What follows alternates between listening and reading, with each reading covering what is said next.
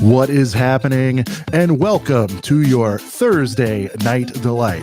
Of course, I am Sean the Right Way, joined as always by my fabulous co-host Brent from Brent's Bricks. And Brent, tonight we have a very special guest.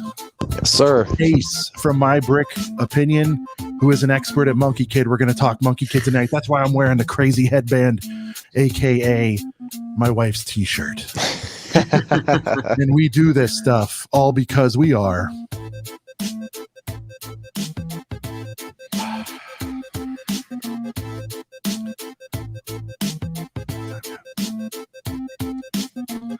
a couple of BrickHeads. That's right. I mean? That's what we are. We're a couple of BrickHeads. So that's right. Different intro. I couldn't hit it like I normally do, Brent, but we are just a couple of BrickHeads. And Ace, I hope you don't mind. You're an honorary BrickHead along with us tonight. I'm happy to be one. Hey, 3 is still a couple. There you go. Pretty sure the definition is 2 to 3 things. Yeah. So we're in there. A few BrickHeads. We got some folks joining already. Your boy Nick is here. Jay, what up, Jay? What up, guys? That's right. And Jay's wondering where's the girth, guys. So AC, I don't know if you caught any of our content, but we're obsessed with girthy sets. There's been a lot of girthy big boy sets coming out, and I just think that word's funny, and it's now our word. So before we get into Monkey Kid stuff, Ace, I want to do that. I think, by the way, you have like the most fire MK content out there. I've been searching for it a lot. You know, when you get into something, Ace, for the first time, and you're just scratching and clawing and searching and sorting by new, and you got a top 10 lists, and I think you did the whole series, and I'm watching this going, yeah. I mean, we'll get into Monkey Kid, but I consider, you know, you're a Ninjago and a Monkey Kid. I would say upper echelon sort of expert, right? Those are your mains. Is that fair to say? Like, I just like action themes. That's my, that's like my thing. Mm-hmm. Okay. I just noticed like a lot, you have shows and stuff about it. So I thought, you know, yeah. Do it. Max is here. You saying, what up, Max? Go. Max, what's up with the Dodgers? Whooping that A. At least they were a little bit earlier. Yeah, they won. Okay, so game over. So 3-2. All right. Well, we'll see how it goes. The Browns History won today. is repeating itself. Let's just say that. Ooh, there we go. Going back to Atlanta to finish things out. So cool deal, guys. We got to start with the biggest news of the day. I think we'll all agree. This Home Alone set is absolutely bonkers, and it is a capital G, a girthy boy. Oh, yes. We're gonna bring up some images. Want to get your guys' thoughts. Brent, you're into girthy sets. Ace, I don't know if you caught it, but the way he just sort of laps up the Titanic, it's unbelievable. He just loves these giant big boy sets. Oh yeah. Brent, tell us your thoughts once you finally saw that boy in person. Well, first of all, when it comes to the Titanic and Home Alone, I'm a fan of the subject matter. I like the movies a lot, especially Home Alone. I mean, Home Alone hits home more with me, no pun intended. Look at it. Oh, this movie's just, dude, when I think of Christmas movies, like I think of Elf, I think of The Christmas Story, I think of Home Alone. I mean, it's just right there. Yeah. So to get this, and I think in my video I made today, I kind of called it a Winter Village set on steroids with a theme, with a license on it. And I mean, that's what it is, especially when it's opened up. I mean, there's pictures on here, Sean, if you want to flip through them. But this bad boy, when it's wide open, man, I mean, it's got stuff on the first floor, the second floor. Dude, it's got the play features on play features. I didn't even notice this, and I've been looking at it all day. Are you kidding me? He's got the iron deal on his face. Like, stop it. So good. Stop it. Okay. Harry has like a gold tooth detail going on. Oh. It's awesome. The light brick. I knew they'd have the swing down thing. I knew they'd have that. Right. Dude, the light brick in the furnace is just look at that. Look at the fun, dude. Not going to clap too loud. I'm more of a display guy. I'll build it. You know, if my 4-year-old gets into it, that's cool. But I mean, you gotta respect it. Ace, your thoughts? I mean, we've all been seeing leaks and everything, and then to finally see it today, are you a Home Alone guy? Not for you. Do you respect Alone, it? Yeah. So what do you think? So I adore the set. I won't get it because I just don't have the space for it. Yeah. But I love what Lego's doing with these 18+ sets based on 80s properties, 90s properties.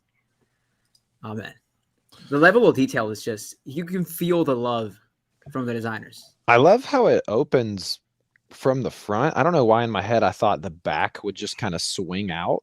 Yeah. But I love how just the walls, like on the front, just kind of open up. Like it's, man, it's so good. It's so good.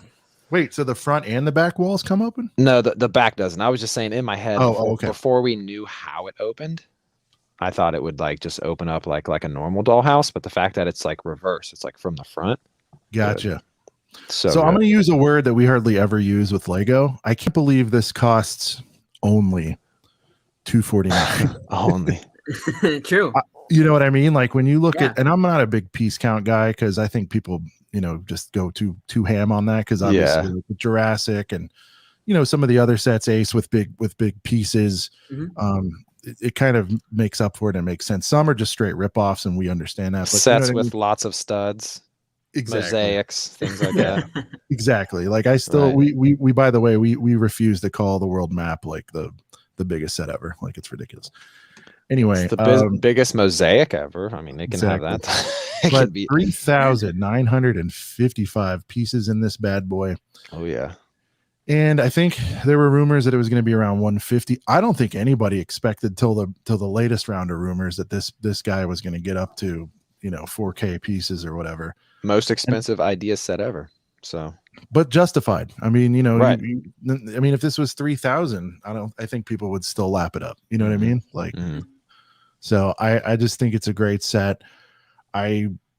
Speaking of winter sets, I still need gingerbread and the Santa visit from this year, but I told Brennan, like, see, I could do 2 on that and then or not do that and throw 50 at this. And I don't know. I just think this is fire. So. Oh, you said Santa's visit. I held up Santa's sleigh like I was cool. It's all good. Whatever. It's funny. People laugh at it. So there it is, Home Alone. Any more thoughts, guys? I mean, it's just an awesome set. We don't have to go on and on. I think there's been a lot of coverage today, but I love it. I appreciate it. It's everything I thought it would be and more, which is hard to do. I have one small thought, and I think right now, without buying it, I would rate it like a 9.8 because what would make it perfect? More figs. More figs, yes, but if they just put one more fig in one more vehicle, and that being the pizza delivery guy, in his car. And they have the Nero's pizzas, man. That's what I'm saying. They have the pizza Didn't he ride a scooter, I think? Oh, he has a car. No, it was a car because he knocks over the statue and he has to go out. All right, we don't need another car. I mean, yeah. I would rather have their van, right? And then he could just be on foot, right, Ace? I mean, that would be a good little fig. I think the pizza delivery guy should be included, though. And it's not that hard to Buzz. We need Buzz in there. Like, you can't have it all. They got the mains. They got the mains in there. I do love the inclusion of the treehouse, though. I think they did. Right. That's the thing that makes it extra fire. You're right. Right. No doubt. So as I am wont to do, I have a slight rant, Brent, and it's not. All right.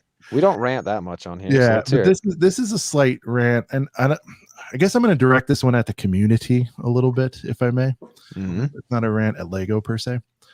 I've about had it up to here a little bit with the defense of the whole leak situation.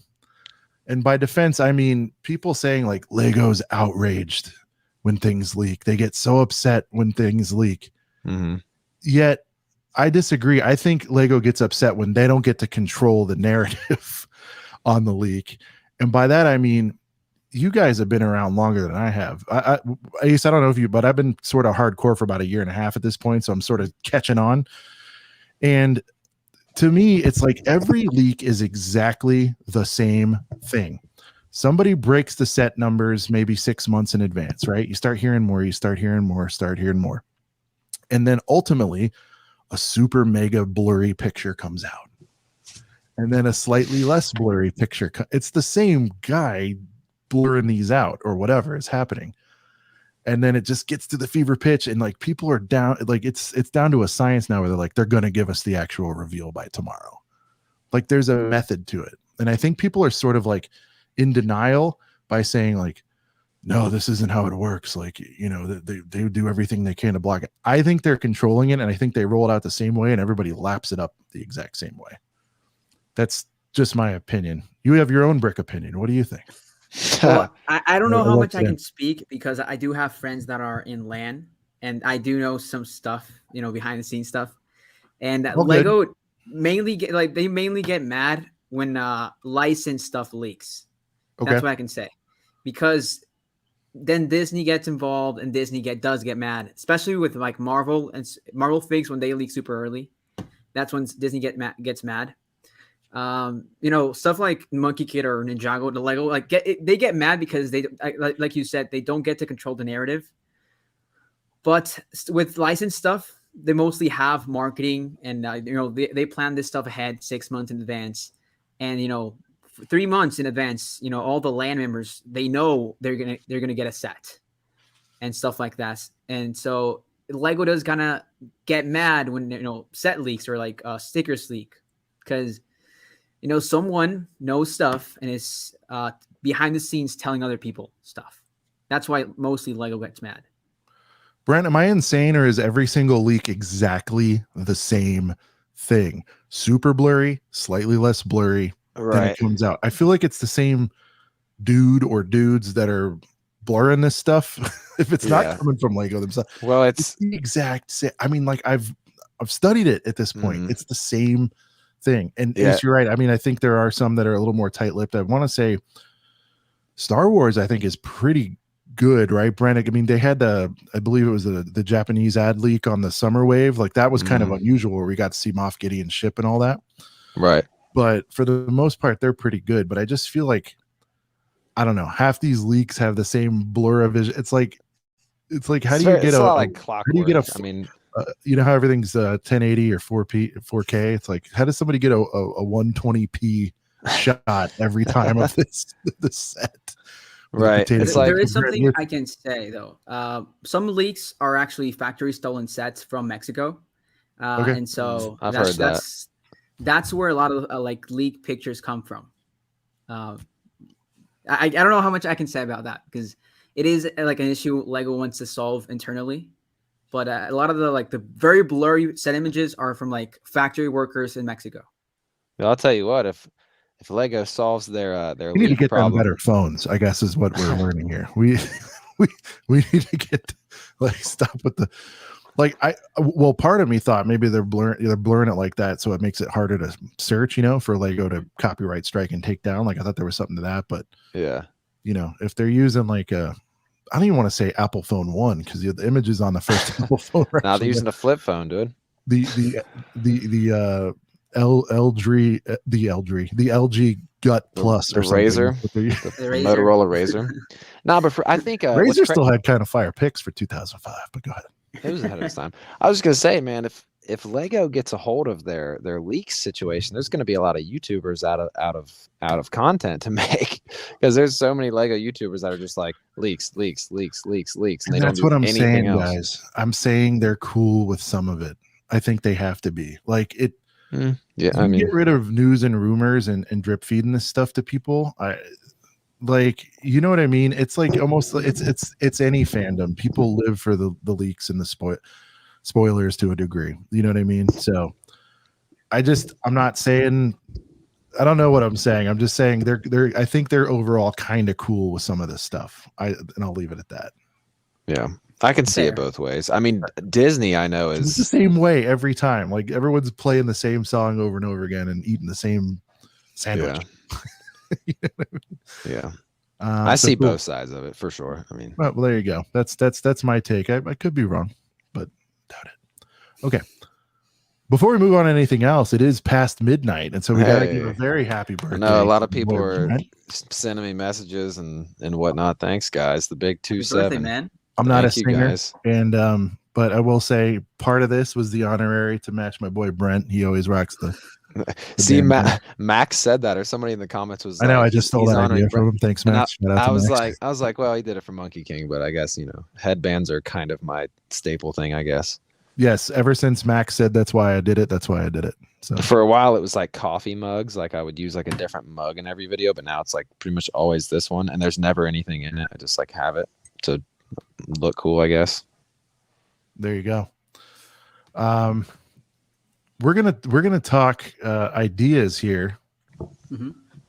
Ace, the Office is finally a finalist. Do we think it's going to go through this time? I think it's going to happen. I think it pretty much has to. It has to. Yeah, it has to.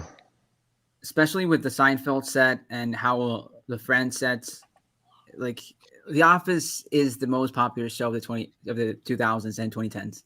Like they just have to. Okay. So that's like factual? It has the most views and everything in the 2010s, or not sure, but like in pop culture wise, yeah, right. Yeah. Their pops do monster business stuff like that. Well, no, I mean I love The Office. I think it's cool. I'm just not into these TV sets personally. I'm happy for people that are. Like I got the Friends one to try to get my wife into Lego, and she built it, and that was the end of that. But it was a lot of fun. But I love Central Perk. I think The Office is cool. I also think sort of that Snow White set. That's one of the finalists. Looks pretty fire too. Did you guys see that one? No, I did not. I like that one a lot too. It's like medieval blacksmith mixed with Winnie the Pooh mixed. It's kind of got that kind of vibe. Yeah, I know which one you're talking about. It's pretty terrible it's pretty host. dope. I should have had picks ready. I jumped to the next topic. I didn't know that one. That one was Snow White though. Is it Snow White or Sleeping Beauty? It's Snow White, right? Well, here's a fun fact about Snow White that I feel like a lot of people don't know. Anybody can make Snow White anything as long as you don't use Disney's art, because Disney doesn't own Snow White. I don't know if you know that. They also don't own Pinocchio and a few more. It's it's open source, whatever you want to call it. Was it open, whatever it's called? You know, like you anybody can tell that public something. I remember, yeah. Yeah, public because Monkey Kid comes, or the Wukong, or the Monkey King fall into the same category. That's right. Okay. That's right. Like it's so old it becomes part of the public. I forgot the term, but like everyone owns it. It's like public domain or public domain. Yes, that's the word. Okay. Well, I was looking for a big news update for everybody, but I can't find it. It's all good. Where is? Do they not? Are you looking for stuff on The Office? No, I'm looking at promotions, and I can't. Oh, you're talking about the Harry Potter set? No. No. I'm talking about Ace. I'm very excited. Again, I don't know if you've watched any of our stuff, but I'm super stoked that I made a qualifying order this week, and I am getting my rebuildable car. I think it's an amazing set. A lot of people think it's trash. I think it's pretty cool. Sean's got a real soft spot for this gift with purchase. I just think it's so ridiculous that it required $120 to get it. I'm trying to get you guys a bigger. Hey, mine's on the way. I'm gonna have one too. Wait, I'm actually confused. I don't know what you guys are talking about. So it's I'm trying to find it for you, bud. Hang on a second. Just go to promotion. Click on promotions. Are you looking for the buildable car? Not in there. It wasn't. Is it over? I think it was real short. See, that's the other thing I liked about it. No, it was like the 24th, I think. Are you sure in promotions it's not there? I looked. If somebody else wants to check it. I mean, so yeah, it's a gift with purchase. It's funny because when we talked about it, I think in the last week's episode or the episode before, I was kind of like trashing on it. Like, I don't know about this thing. It's whatever. And like Sean takes like a 20 minutes to explain why it's awesome. Here it is. Oh, wow! I had not seen that, dude. Yeah, it's not in promotions anymore. Trash that it's kind of fire. That's what I'm getting at, dude. Yes, well, I think so. I like it. First of all, it's got a $120 price barrier, right? That's going to keep some people out because I don't see people purposely buying this like me. I like the mixed elements bit of it. I love that there's the pretzel there, which I don't know how rare that is, but I think that's kind of cool. And I just like that they kind of took a chance and did like a weird hodgepodge set. And by the way, it looks like it's the start of something, Brent. We saw, what was it, a helicopter or something else that's coming? Got it right here. It's at the end of the Tumblr book. Yeah, show Ace this thing. So I think they're going to do something. I think people are going to be mad if they miss the first one, honestly. Yeah. Seen. Like a rebuild the world is like a just like kind of like a motto they have going on right now. Like when I went to Legoland, there was a room, a big giant Lego globe, and the whole thing was you walked in, you could build whatever, and then just like stick it on the globe, and it was cool because people had like buildings and just like different stuff all around this globe. So I think it's like what would be cool, and it probably won't happen, but what would be cool is if you got this one and then another one and then another one, you would then have the parts to like rebuild it into something sick. You like know where a I'm Voltron going? type of deal. Yeah, dude, it'd be tight. There you go. So, but yeah, dude, this thing's gone. I don't see it on Lego.com anymore. Did it sell out even better, dude? I know. I'm so Sometimes glad. I have a nose for this stuff, Ace. You don't know me very well, but sometimes I can pick weird things out and go, you know what? This thing's gonna be hot for some weird reason. And I'm suddenly so could glad be wrong. I It's made only 25 on eBay right now, but right. watch them short print and watch this become fire. This kind of a joke set. My argument was I want this more than I'd want like a poly bag or some, you know what I mean? Sure. At least it's like kind of cool. Well, yeah, the other poly bag I literally bought. I bought like 3 of them in Walmart on clearance for like $2. It's like nothing. That's why like the packaging blows. That's why I know still this is standard GWP packaging, but I was hoping they'd do like a Ben and Jerry's tie-dye vibe or something because of what's going on here. But I don't know. I just thought it was funny. I ended up doing it and really not intentionally. I was like, oh yeah, that thing's still out there. So that set is apparently gone. Brent, is it sold out or what? Yeah, what dude, I don't see it. I'm like suddenly very glad I made my Lego purchase today because I have one on the way. So I'm pumped. Another fun thing, and man, I wish they'd make a Monkey Kid version of this. What are they calling this, Brent? The Skywalker? Dude, the Skywalker Adventure Pack. All right. Set this up while I pull it up. Tell everybody what's going on with that. Lego does this. Well, I don't know if they've ever done anything with 3 sets. I think they have. Sometimes they do it with 2 sets at Costco. Am I right, Sean? Sometimes they do those little packs. They do it with the mechs. They do the 3 with the mechs, right? Yeah. Okay, yeah, with the mechs. Now this, however, is it's cool because the big reason why it's drawn attention is that it includes one of the 3 sets is the duel on Mustafar, and that's like retired. So people are like, oh, like this was retired, and now you can get it. But it's so it's Luke's land speeder. Here we go. Yeah. I'm gonna switch. Maybe. Okay. It's coming. It's Luke's land speeder, Obi-Wan's hut, and duel on Mustafar in one pack. And I saw it on there. It is. I saw it on Walmart. Yeah, $50. Box is fire though. I love the box. Dude, $50 is a crazy deal. It's a steal. Yeah, because like all those sets are like 20, 20, and 30, right? They're all 30. Yep. Or no, they're all 30. Duel's 20. The other 2 are 30, right? Duel's 20. Yeah. Duel's 20. That's a great deal. So actually, I might get those because I don't have any of those 3 sets. It's funny. I just told Brent I got the Obi-Wan's hut for 25, and I'm still within return policy. So I'm like, yeah, just return that and get. Well, I'm definitely gonna get this 2 more sets for only 25 more, and I don't have those other ones yet. I'm trying to stay away from small builds, guys. It's just cluttery to me. I like girth. You guys know that. Well, see, dude, this is just sick because I can't wait to just have one and never open it and sit it on my shelf just because I already have all 3 sets. But dude, I just love these like weird, just oddball, 3-pack kind of sets. Like with the mechs, like those are sick, but like they make sense. This is like weird, but like obviously it makes sense because it's like the Skywalker pack or whatever. But I don't know, I would love to see Star Wars do more like this. I mean, because you have so many different characters, like so many of the same character in different sets. I mean, I'm looking around my room right now. They could do something like a Vader pack, or even just Anakin, and include like a Jedi Interceptor, and then something else and something else. I don't know. I just want to see more of this. I don't really know where I'm going with that analogy, but I just think it's awesome. And I definitely want at least 1, maybe 2. I might want to open it just to like, I don't know, do a video about it, but it's probably nothing special. It's probably just all the bags in there. But your boy M&R just did a video on it.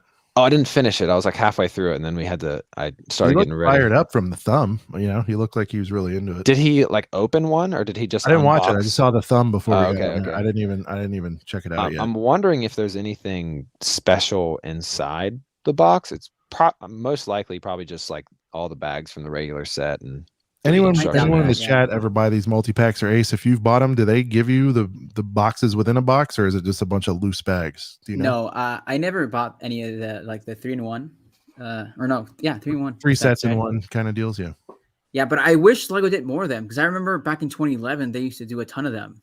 But now it's like very rare you see a 3-in-1. Ninjago does like 2-in-1s. Am I right? I don't. No, not really. Well, I mean like I've seen mechs that are like also Oh, can be like a, that was the one time they did it. yeah. Actually, I think it was like a Lloyd something where it was like a mech and then it was like a ship. And like it was a Kai. I think it's the Kai Velocity Racer from last year, 2020. Okay. Yeah, actually, I don't like that set. Yeah. I like what they did with Power Miners back in the day. You could buy 3 sets and combine them into one. Yeah. See, I love stuff like that. Like with what's going on. I'm not a Harry Potter guy, but I kind of like. I mean, it's different than what you guys are saying, but I do like that you can kind of add to something. That's kind of cool. Well, it makes you want to get the whole wave, you know. Right. Yeah, true. So and even stretch for like a GWP that I guess was. What was the one that was pushed, Brent? One of them was the Hogwarts not common room, dormitory or something like that. I don't. Yeah, apparently I've been seeing some murmurs and rumors and hustle and bustle about that being pushed back or something. I don't know. Apparently it's coming out next week, but Lego did remove it from the calendar, so people are confused. Right, because there was a V2 of the calendar, right? That came out. Mm-hmm. Yeah. There you go. Brent, quick side note. I don't want to beat you up on your birthday. No, what's up? But we're gonna. I'm doing a formal public request. We need more content out of you, buddy. No, and I put you on the spot. I need the motivation. It was so fun last night. Your build, it was great. Yeah. You know. So, are you gonna promise us on air to bring us more content? You got a lot of bricks. 100%. Like right now, like so. I was basically I made a transition. I made a transition to a job and then to another job, and I'm still employed at that other job. So I'm like, my schedule's been crazy, and then I've also had to like schedule off work to do stuff outside of work. But no, I literally have like 4 or 5, honestly more than that. I have so many sets that I've built on stream, but I've not done a review of, or I have so many, like I have a Q&A series, and I haven't done another episode in months. And then like it did really well. Like the first Q&A series I did, got a lot of questions, answered almost all of them. Episode 2 got a lot of questions, never did anything with it. So yeah, oh yeah, no, definitely hold me accountable, man, because if nobody does, like I don't ever want, like I ran into for the right reasons. I just absolutely no. I ran into a guy downtown that I knew when I was I think I was out during one of our like community bike rides or something at this brewery. And he was like, "Oh man, yeah, you're killing it." And I was just like, "I'm doing okay." Like you know, you got to have that Mamba mentality, man. Like just like when Kobe Bryant was up 2 games to nothing in the series, and they're like, "You don't look happy." He just said, "Job not finished." You know what I mean? Job not finished. So like, you know, or whatever. Yeah. Yeah, like just because. See, look, Max backs me up. We do it out of a place of love. Yeah, man.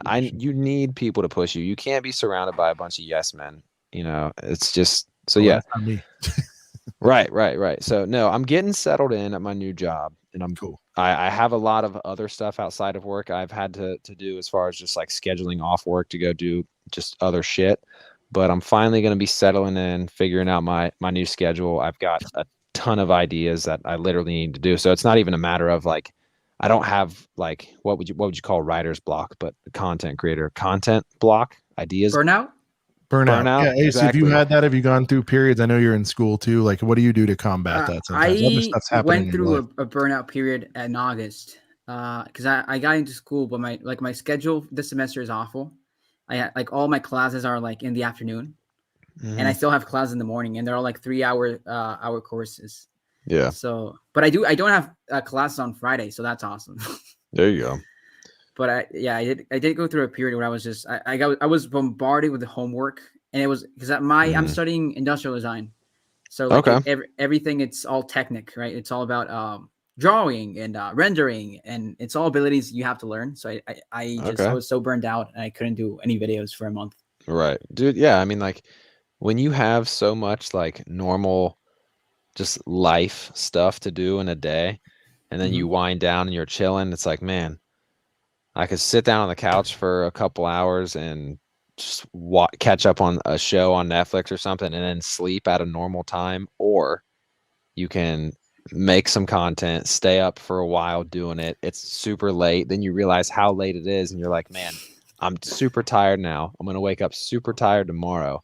And I could have just chilled out for an hour and went to sleep like a normal person. So yeah, dude, it's just a lot. And people, you know, they look at content creators that do it for a living or whatever, and they kind of scuff and huff and puff and might say like, oh yeah, like I wish I could just like freaking make videos and throw them up on YouTube and get, it's like, it is not like that. Like people that have never done YouTube in their life, like have no idea, like the time it takes, even outside of recording the content. Like then there's editing, then there's making a thumbnail, then you post to your social medias and keep people updated or whatever. And then you, all the time that you spend just thinking of the content that you even want to make, like it's always such a long process. I will sit down to do a video that I think I can do in an hour and a half, 2 hours, and be like, yeah, I'll have all this filmed and edited and posted in a couple hours.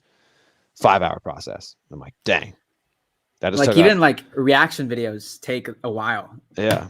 And those are just like recording and editing pretty quickly. Right. Yeah. Like I think like the Titanic video I made was just like me reacting to the reveal. And I think it was like maybe like a 6-7 minute video.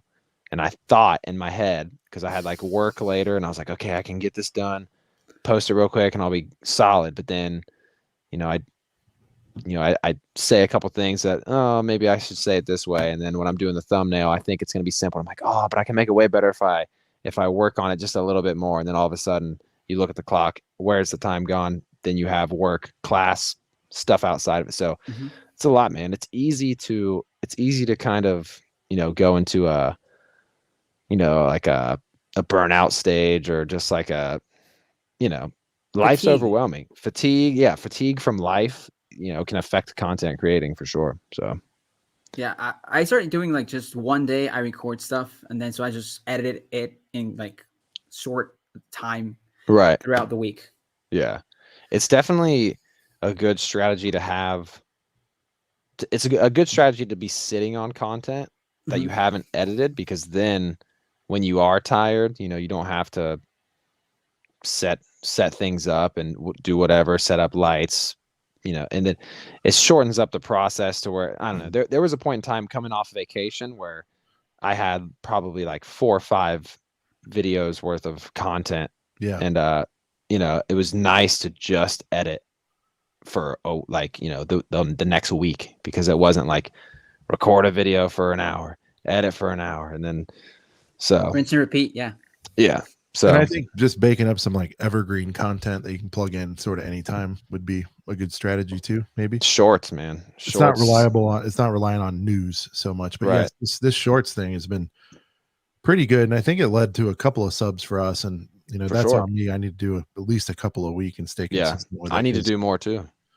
I should start doing shorts. I should start doing shorts. Ace, I highly recommend. Ace, you should do it, man. It's crazy. I did a real basic Harry Potter when the buildable figures went on sale at Target. Like that morning I saw the news, I just threw my big head on there and said something, and it's, I don't know, 700-800 views, which for us is a lot, right? So I was like, okay, my first subs trickling in. I'm like, hey, I want you guys to know about this deal. Harry Potter's only $60 at Target. Yeah, and we got some decent traffic off of it. So my first short ever, it works for the long game, but it'll get you some eyes, I guess. I've done a couple shorts where I just like make one small tweak to make a Lego set better. So for this Jurassic Park set, I literally just changed a few bricks on the bottom to make a minifigure stand for the figs, to give it that kind of UCS style display thing. I got like 7,000 views, and I spent 20 minutes, 30 minutes making that short, but then also gained like a pretty significant jump in subs, like 30-40 subs. And it's just crazy, and then you put a bunch of time into hours into a video for your channel, and it'll still get the normal views that you would get from the people that are already subscribed. But shorts are such a great way to reach new viewers, and it's just because YouTube really, really wants people to make shorts. I mean, it's crazy. There's TikTok some trash out there that are pushing too. So I think if you made anything decent, Right. Like there's some stuff that's like untalented, unfunny stuff out there, and I think it's just they're just trying to fill a timeline. It's definitely a test thing. I don't think it'll last forever. Right. So I do think like if you want a couple of short-term gains quickly, maybe throw a few out there and see what happens, with the stuff. Yeah. It doesn't even need to be like, it could just be, it can be raw as hell. Like it literally can just be like it was literally me in my backyard with a poorly done green screen of the sets, and I guess it's because my grass is green. I didn't even think about that. It actually, it was like buy that set, go to their $60 before they sell out. And does not need to be the best content you've ever made in your life. Just literally something to get you. It's almost like a completely separate algorithm, and it's crazy. Shorts are unreal. I don't do enough. I've had like 2 or 3 ideas for shorts because I've modified a few other Lego sets and added things, but I just forget about it because I'm not big into TikTok. I'm more of a fan of YouTube content creation, watching movies, watching stuff on YouTube. Like, I don't know, not a huge fan of TikTok, but I won't hop down that rabbit hole right now because I'll get carried away. It takes more skill to be a YouTuber, man. TikTok's easy. I agree. I don't think it's a big skill. Yeah, I say that. My thoughts on it. I think it's just a bunch of I say that jokingly. Very few talented people that start these trends, and then a bunch of people just copy, rinse, repeat. They use sound clips. They use music from other properties, and they lip sync them, and people think that's funny. And I'm like, I'm a little older, but I'm like, I don't know. It's crazy. It's like after you heard "Alrighty" then 57 times. Yeah.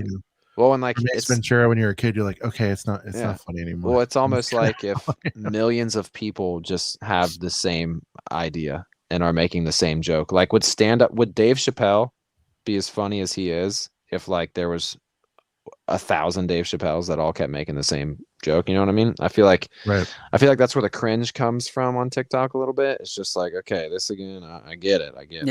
Yeah. What challenge can we make this week? And then it's definitely, none of staying online all day and all that's undoubtedly not super healthy. I think we can all agree on that, but like a mindless scrolling that happens on TikTok for these little short bursts, there's no value, at least with a longer form YouTube vid. If you're into photography or if you're into whatever, you're learning valuable you can learn a little something, Right. So that's kind of my take. Oh, look, Xavier in the house.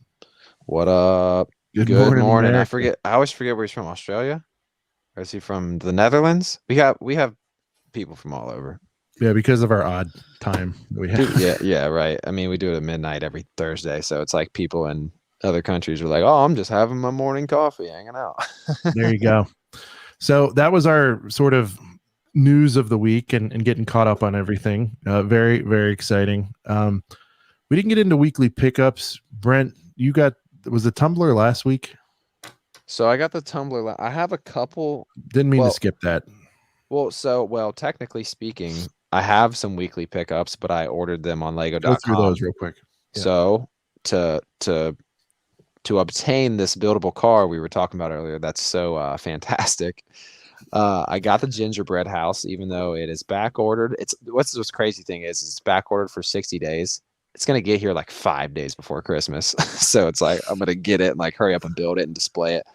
But so I got that and I had to spend a little bit more. So I kept it going with the Christmas theme, and I got a couple of those ornaments, the reindeer ornament and the Santa Claus ornament. Thought they were, pretty cool. Something cool to put up on the Christmas tree. And then I picked up one of the new Mickey Mouse and Friends sets, just like the $10 plane, just because it's an exclusive Mickey Mouse with like the like fighter pilot goggles. The 4+ one, right? Mm-hmm. Yeah, it's just one of those figures where I don't really care about the plane. It's cool or whatever. I literally just want the minifig. So, and I needed to spend like $7 more to get the GWP. So that's all I really got stocked up on the Christmas stuff, and then got that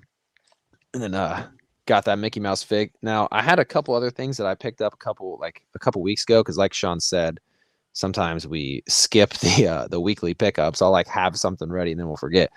But I have never built or bought any mechs before, Back when I was younger, I was very big into Bionicle, and I noticed on your Instagram and some of your videos that, you know, Monkey Kid and Ninjago alike have a lot of mechs. So I wanted to do a video just kind of on like my first experience with any kind of mechs, but I finally broke into I broke into that mech life, and I got the Thor and the Cap. So I love those things. Dude, there's a lot of Marvel mechs, man. So I wanted to know what the hype was all about. So this isn't a weekly pickup, but it's like a weekly pickup from a couple weeks ago that I forgot about. But I wanted to bring them up because I know you like Ninjago and Monkey Kid, and they be doing the mechs. They like mechs over there. So I'm about to see what these are all about. Well, what I do is I take the Marvel mechs and I Ninjago and Monkey Kid fight them. So I turn the dude, sick. Yeah, I did this recently. Like it's a Marvel mech, but I saw your Instagram. I saw your Instagram. Yeah, it's a May, but I combine it with the White Dragon horse bike, so it's like the ultimate White Dragon. Oh, okay, I didn't see the bike on the bottom. That's awesome. Yeah, I think you did a video and you have a picture on your Instagram of that, right? Yeah, I saw both of those. The picture to promote the video. Right. Okay. Yeah. Yeah. I ended up seeing both the post and the. Yeah. No, that's awesome, man. I'm not crazy into doing that much customization yet, but just a few small things here and there. Like I took the Mandalorian Starfighter and like made the landing gear just a little bit like longer so it wouldn't sag when it's landed, and I put a light brick in the lava on my Vader's castle. I want to do a short about like how I did that, but I was so proud that I did that because I was struggling trying to figure out how to modify that. But that was fire. Finally got a light brick in the lava of the well, Vader's he said castle. It took forever. I'm like, why? It's one brick. He's like, you don't understand. You gotta Dude, I had to change out so many. I had to like look for color matched parts to replace what I mean, I literally took out all of this and then had to replace it with other things just because putting in that light brick was harder than I thought to really make it all, you know, make sense and function. So I mostly buy stuff from my mocks and stuff. I use Bricklink, and it came to this point where I became addicted to Bricklink. Like I'm finding ways to spend money to just sit on Bricklink.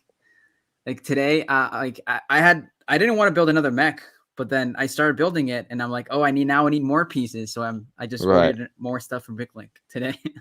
Okay, so that would be a weekly pickup for you. So you got some mock parts. No, actually, my weekly pickup is the Rocket Racer from Lego City Stunts. I think I saw on your story. Those are interesting. Yeah, those are interesting. I don't know if you've seen the commercial, but Lego Singapore, that's aside from Lego, like international Lego. Okay. For some reason, they made their own Lego City Stunts commercial, and it is the best. It is the best Lego commercial in years. Okay. Like you should look it up after this. And after watching that commercial, I was like, I need to pick these up. Right. Because they are very fun, yet apparently they have quality control issues, so they're gonna be retired very soon. Ooh. So apparently, like all these sets are gonna be like after the ones that are in stores right now, the go outs. Apparently, they're not gonna be restocked until like 6 months later. Dude, yeah, that's why I posted a story being like, invest in Lego City Stunts. Yeah, man, that I definitely am motivated to pick at least a couple of those up. Yeah, and they work really good. Like you just ramp them up and they spin. You just put them on the floor. Yeah, they move. So I've been on the fence. I'm getting off the fence now because I've got them at my Target. I've had them in my literal shopping cart, physical shopping cart, and like, you know, like they're still available. Black Friday's coming up. You know, it's hard for me to pay full rip on sort of common sets like that, if that makes sense, or sets that have wide retail distribution, because there's always going to be a 20% at some point. But this might not. Well, I don't know if you heard, but these sets are going to disappear soon because they have equality. Yeah, no, I'm listening. I'm multitasking, okay. But I heard you. I'm saying no. Now I'm. You saying limited made me have my a Lego bone. So I'm like, oh, really? Sean went, what?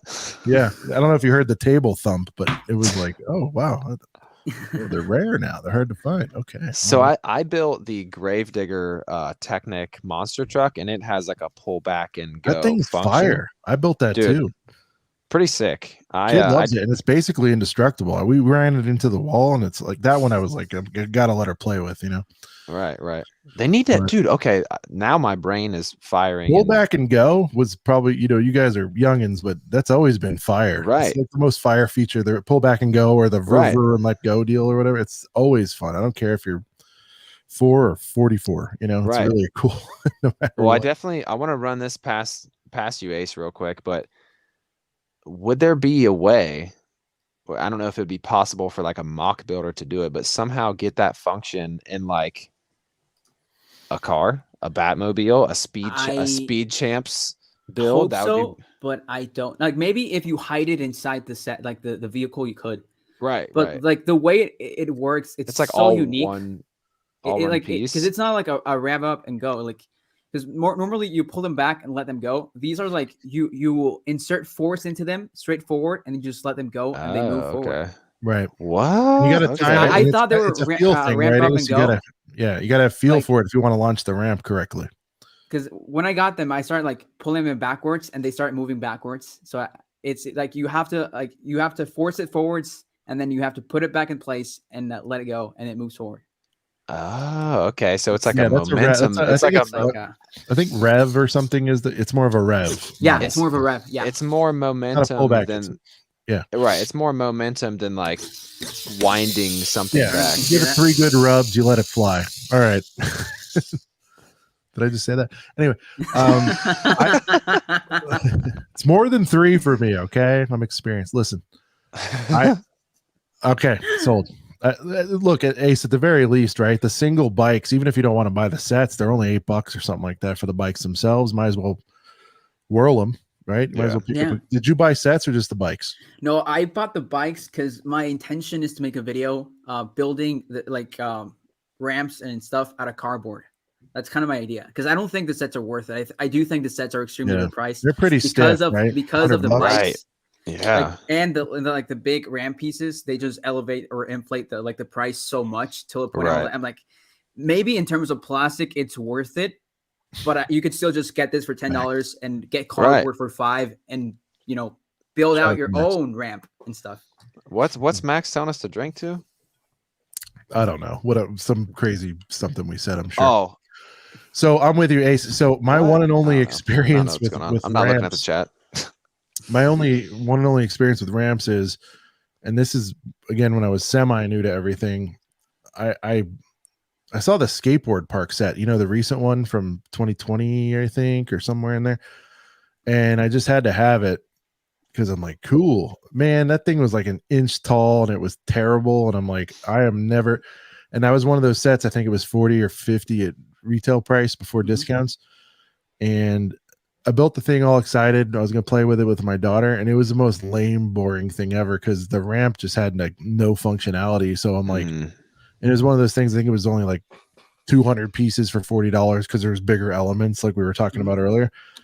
And I was just like, I'm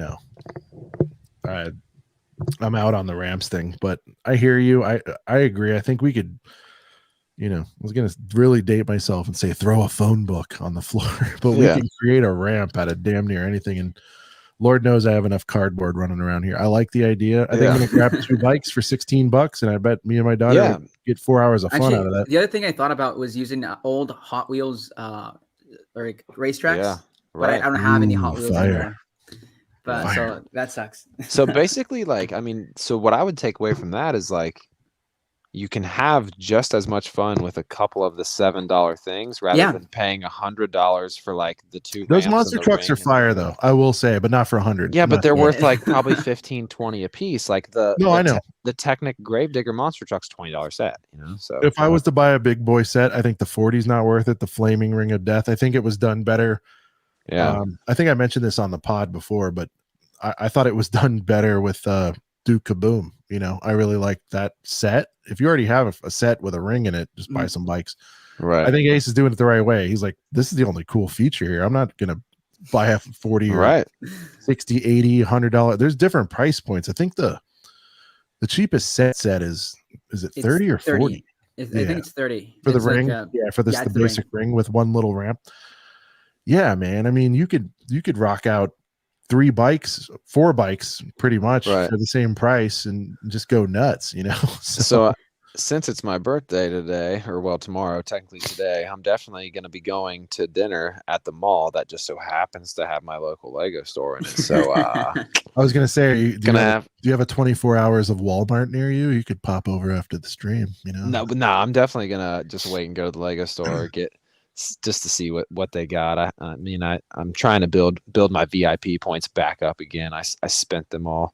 So, since you're the expert this year, since you're the expert on this, what's going on with the chicken one? I think everybody's ready for that. That's the thing. 3 sets. There were originally there were going to be 6, but 3 of them were delayed because of the quality control issue, and they were only released in Europe. And in America, we only got 3. It's the crazy Mad Max guy, the purple-haired or blue-haired girl, and Rocket Racer. Like Lego racers from the old days. Gotcha. Oh, so that's like a little call. Yeah, he's like a classic character from like almost like Lego racers. He's like an American Duke Kaboom. Right. Yeah. Almost like how Benny is like or Evil Knievel, which is what it was all based on. Right. So, Sean, what was your weekly pickup? I had something that was delivered today, but I want to save that for another video. Oh, okay. Oh, you know what it is? I know what it is. One of the girthiest of the girthies there are, and it's been a long time coming. And I'm sure the chat knows too, but I'm not counting it for today because I ordered. That's fine. Ordered 3 months ago, and it finally got here. That's fine. This week I picked up. Well, it's it's shipping. Ace, you'll be proud of a few of these, I'm sure. But to get my GWP, again, I sometimes buy things strictly for comedy purposes. And so to get that GWP, I'm like, I had to hit 120. What do I need here? Right. Finally got me a reindeer battle pack coming. Let's go. Ooh. Let's go. Now I can pull up mine. The RDPP. The RDP. I don't know. I'm bad with just if you don't know, Ace, Sean mostly came up with the term reindeer battle pack for this bad boy. It's around the net now, Ace, but I'm the first one. Everyone was calling it the Santa battle pack. I'm like, that's ridiculous. There's only one Santa. It's not the reindeers. Is a 501st battle pack a droid battle? There's more pack? famous YouTubers that are probably calling it reindeer battle pack, but damn it, I don't care. We did the first in my head to say it. Right. So I got an reindeer battle pack, and I'm like, well, I'm a long way away from 120, and so I scooped the new Technic, and I'm not even a Technic guy, but I happen to think this set is fire. A lot of people hate it. That's kind of where I come in. I'm like, you guys are wrong. The new Batmobile, I don't know if you've seen it. Yes, I actually like it. Technic Bat. I think it's love it, dude. I think it's flames. So sick. I think if you really take a look at it. Let's go. I love it. Yeah. And see, this is the thing. It's flames, and I hate tech. I don't hate it. That's not strong. I don't collect Technic at all. Right. I am a mid-range Batman guy. I'm not a diehard, but dude, some of this stuff. Double light bricks. Check. 2 light bricks. The butt on this thing is insane. I'm like, you know what's crazy is it still has a wide butt like the Tumbler, but just not the 4 wheels. And so I'm like, you know what? It's cutting edge. I usually try to stick to getting stuff that I know is going to retire or whatever. But other than price point, I think for what you're getting here, and you're part of a new wave. The movie, you'll have this 6 months before the movie's out. That's kind of fire. Well, it's like the first time a major theme has been involved with Technic. Like I guess you could say Gravedigger and like the monster truck. I think that Raptor's fire too. I'm so that's true. God, am I getting into Technic now? This is such a drug. This thing, it's insane. I'm like, I'm never buying Technic. They look like bare bones pieces of S. Well, the thing is just wait a minute. This Batmobile looks 1,000 times better than like what the $30-$40 brick built one. Wasn't a fan. Shall we? I had not seen any of these at all when we did. I think it was last week's episode. I had no idea. I did a live reveal for you, basically. Yeah, right? literally, it was like my live raw reactions, and I was like, I don't know, none of this is really doing it for me. And then we looked at the tech set, and I was like, oh, but this is pretty sick. Like, this is trash. I don't care what anybody says. It just here. It's hard to say it's trash. It's $30, right? It does the job. Ace, your thoughts? I mean, $30. I mean, I like the back. That's the only thing. Like that image, like that frame right there. I love that frame. Okay, but the rest of it is, I definitely thought Lego would go. You're hearing a lot of Dodge Charger stuff, I definitely thought Lego would go more adult oriented with the new the Batman sets, but they went very childish. With the stud shooter, where the the new stud shooter with the new the spring loaded shooters, the lack of the new Batman cowl. I don't know. See, to me, there's a big defense out there, which just looks like this. There's a defense out there, Ace. I'm sure you've heard it, and I'm kind of aligned with it. It's like, look, this is what they had to work with. If you don't like the style of the new Batmobile, it's on DC, it's on the producers. Like there's like if you made a boring Batmobile, and I was like, when I saw this, I'm like, like Chargers and all that stuff are popular out there. Whatever. Hellcats and stuff like that, right? That's like kind of the jam for the kiddos that are driving these things nowadays. And I'm just like, I get it, but I didn't like it. And I think because it's only 30, it lacked the detail that sweet Technic set had. I'm like, oh, this, now that I'm looking at this again, this thing sits like up. Yeah, that's my problem with it. It sits up. It doesn't have like that low Lamborghini, Nissan GTR like sit on the ground look. You know what I mean? It's like Max. My idea Max is knows which one. Yes, Max, you're right. It landed today. I'm ecstatic. We'll talk about it next week. Use the Speed Champion shells and just transform the Speed Champion frame into the Batmobile. Chassis. Yeah. Because I don't like how high it is. I think that's my main issue. I just think it's too girthy. Like you would say. Two? Can you beat two? I'm about to kick him from the stream. There's no such thing. Like compare it in the trailer, and then you see the set. Guys, you just said something's too girthy. Ace, we loved you till now. What's happening with you? Take it back. No, I hear you. No, it makes sense. Right. So anyways, I had to hit the GWP. I went a little over by 16. I know I hate doing it, but it's like, you know what? I want to get stuff I really want. And I like, I don't know. I think I'll be team early on that Batman. See, Max is upset. Max said, "You take no such thing around here. Take that back." In other news, and by the way, this is what they call a segue. Unless you guys have any more pickups, I want to jump into our main topic. And nope, that's everything for me. Kind of why we have Ace on. But before we get into that, Ace, I'm going to show you what I bought. Then I want to get into your origin story, and then I want to talk a little bit of MK. Oof. My second favorite team of all time. Monkey Kid. Yes. So, is it gone? Wait a minute.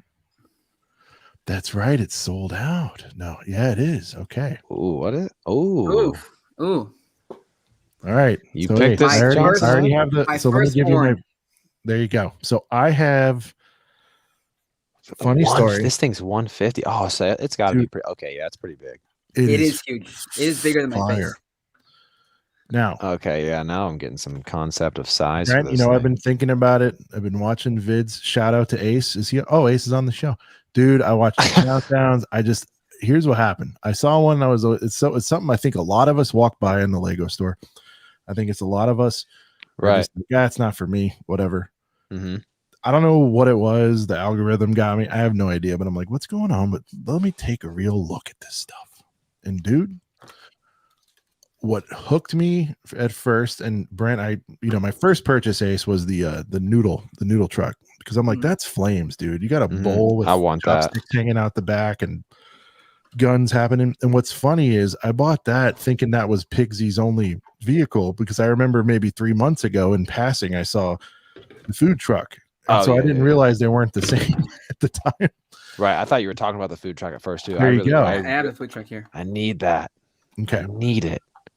There it is, Ace. So that right there was the actual gateway. I'm like, that is fire. And then I saw the noodle truck, and it was at the Lego store. I think it had some points or whatever. I'm like, I love this thing. Let's get one of these things and try it out. Dude, it's so fire. That's so dope. And I couldn't believe the love and the care and everything that went into this. I'm going too far right now, but Ace, from my estimation, I feel like this is like peak Lego as far as like the creativity and the love and the thought and the attention that's put into it. People say it's expensive and they didn't get the set. I think, there's going to be some things done.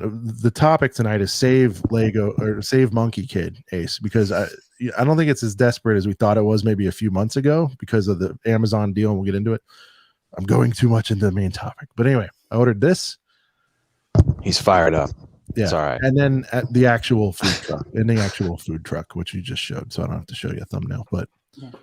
I wanted to right the wrong. Those we got on double VIP. I need. Yep. Oh yeah, Monkey Kid. You should always get if there's double VIP. You should always get Monkey Kid because the very expensive prices definitely give you really good VIP points. Well, and until recently, and we'll talk about the Amazon alliance, which I think is going to help things. It was literally exclusive to Lego Store, and that was the only way to get them. So if you don't want to pay full rip on those because there's no 20% off or 50% off Walmart clearances ever happening on those bad boys. At least not right now until it goes mainstream. All right, so I think I know what my birthday buys are going to be: a Monkey Kid set and some of those bikes. Actually, I have another Monkey Kid set, which is very underrated. Brent's very easy to influence. I always a little bit. Well, I've been interested in Monkey Kid for a while, but it's dude. Look at this thing is those so are overlooked. Two of my three favorite colors, right there. There's a bike like in it, right? No. It's just a giant. Originally, this was gonna fly. It has like a forgotten play feature where this would turn up, but it's just a enormous roadster, and it's one of those sets that I just have on display because it looks amazing. Like just look at that engine, and it moves in the clouds. Okay, that's a dirty. Okay, so is Boys, this if you're missing out, Ace? What do you recommend? God, all right. Before we get too far into Monkey Kid, Ace, how much is it? Is it still being sold? I want it. Hold on, we're gonna get into Monkey Kid. See the excitement, Brent? It's palpable. It's palpable. Ace, I want to talk to you about you for a minute, and then we're gonna go hard, girthy into Monkey Kid. I keep teasing. We got a set battle for Monkey Kid. Let me set the tabs. Ace, tell us about you. When did you start collecting? You mentioned your themes earlier. Tell us your origin story. I started collecting in 2000. I started collecting Bionicle first. I feel you there so hard. For me as a kid, I was the kid was always watching TV, so commercials were sold. They sold me stuff, and Bionicle had the best commercials, like the music, how they sold you the story and the characters. And so I started collecting Bionicle in 2008. And then I got into Harry Potter in 2010, and then that's when I started collecting like system stuff. We have similar origins, except I'm just like a little bit before. Go on. And then Star Wars, obviously. I fell in love with Star Wars when Clone Wars was a thing, as a lot of people do. Yeah, but then I got way more into the original trilogy, and so like my first Star Wars set was a 2011 Falcon. Okay. Which I still have not built. And that was my first Star Wars set. I got my 2015 one over there. So yeah, I thought about getting the 2015 one, but I didn't think they changed that. They changed it too much to right. And then I was also into Beyblades, and then Ninjago came out. Me too. Ninjago was Lego Beyblade in a way. I actually have some around here. Right, with Spinjitzus. Yeah, with the spinners. Okay. And so I remember buying the spinners and then taking them to school and playing with my friends because I was in the fourth grade when Ninjago came out. And so I remember taking these to recess and playing spinners with my friends in recess, like losing weapons and all that stuff. And I just actually 2011 I bought like mainly like Pirates of the Caribbean. I also bought like Star Wars and Harry Potter. Those are like my three main themes. Okay. And then 2012 comes around and Ninjago introduces the snakes, and I had to buy the snakes. And I've been a Ninjago collector for the most part. I still collect Star Wars, but Star Wars. Every time a Star Wars set comes out, I feel like I can just buy the same thing in 3 years, 4 years. Yeah. So I never feel compelled to buy a Star Wars set.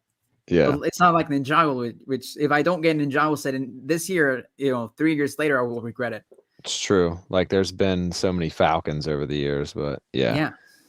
So, all right. So just to touch on this real quick, I'm gonna let you keep going on, but so Bionicle was a very, very early like entry level thing for me getting into Lego. So I don't think I'm that much older than you, but you're talking about getting into Bionicle in 2008. So I was like into Bionicle at the very, very get-go when it was first introduced.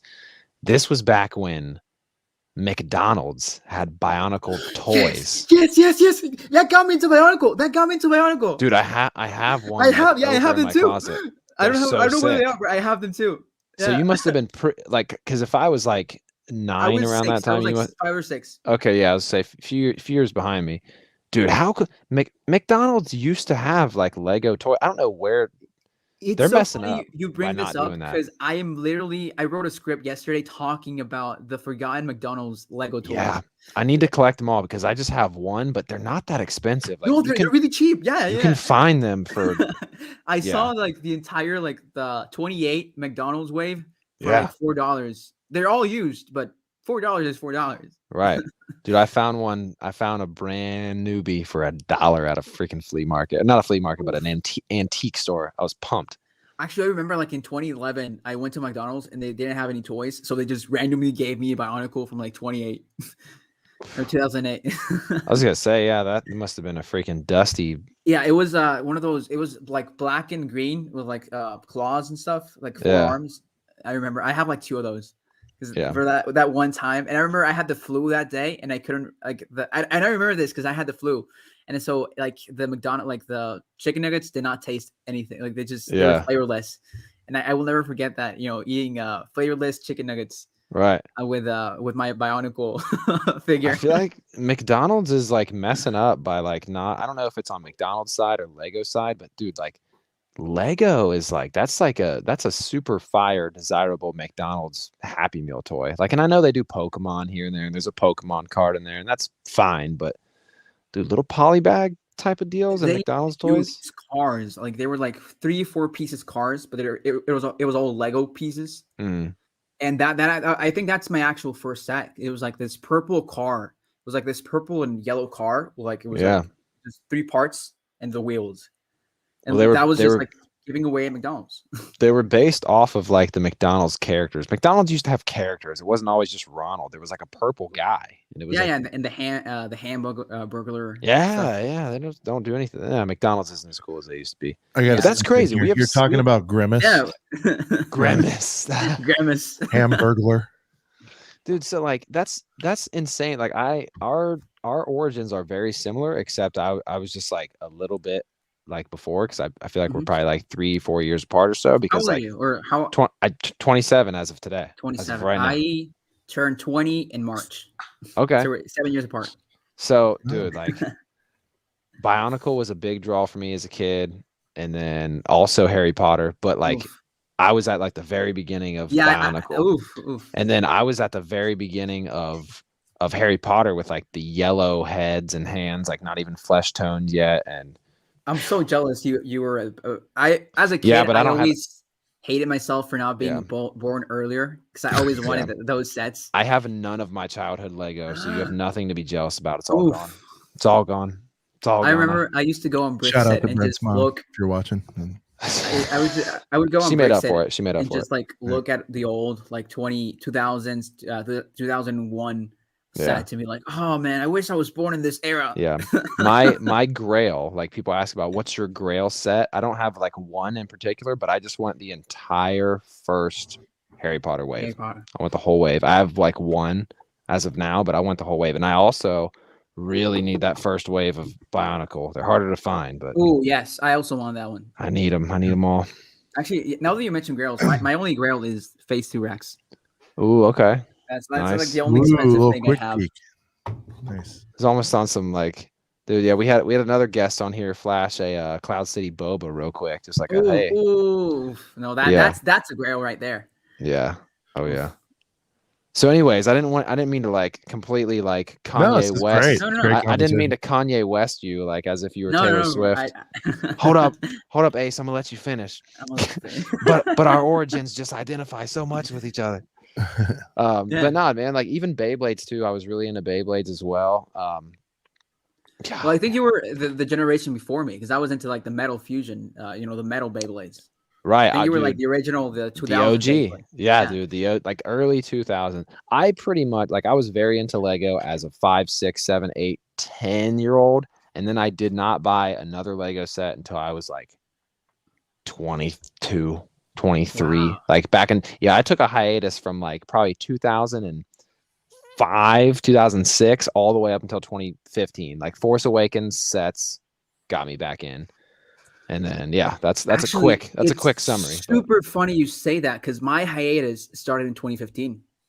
Oh, your hiatus started when I was getting back in. Yeah. I was crazy in middle school, and I remember because I used to collect. I still collect Ninjago, but back then I was like, I wanted every single set from the wave because I wanted all the vehicles, right? Right. And for the first time I ever got every single set was 2014 wave, the rebooted. And I remember in 2015 I got my friends because it was like my birthday, so I got my friends to come over, and my room used to be really small, so most of my Lego was like in the living room.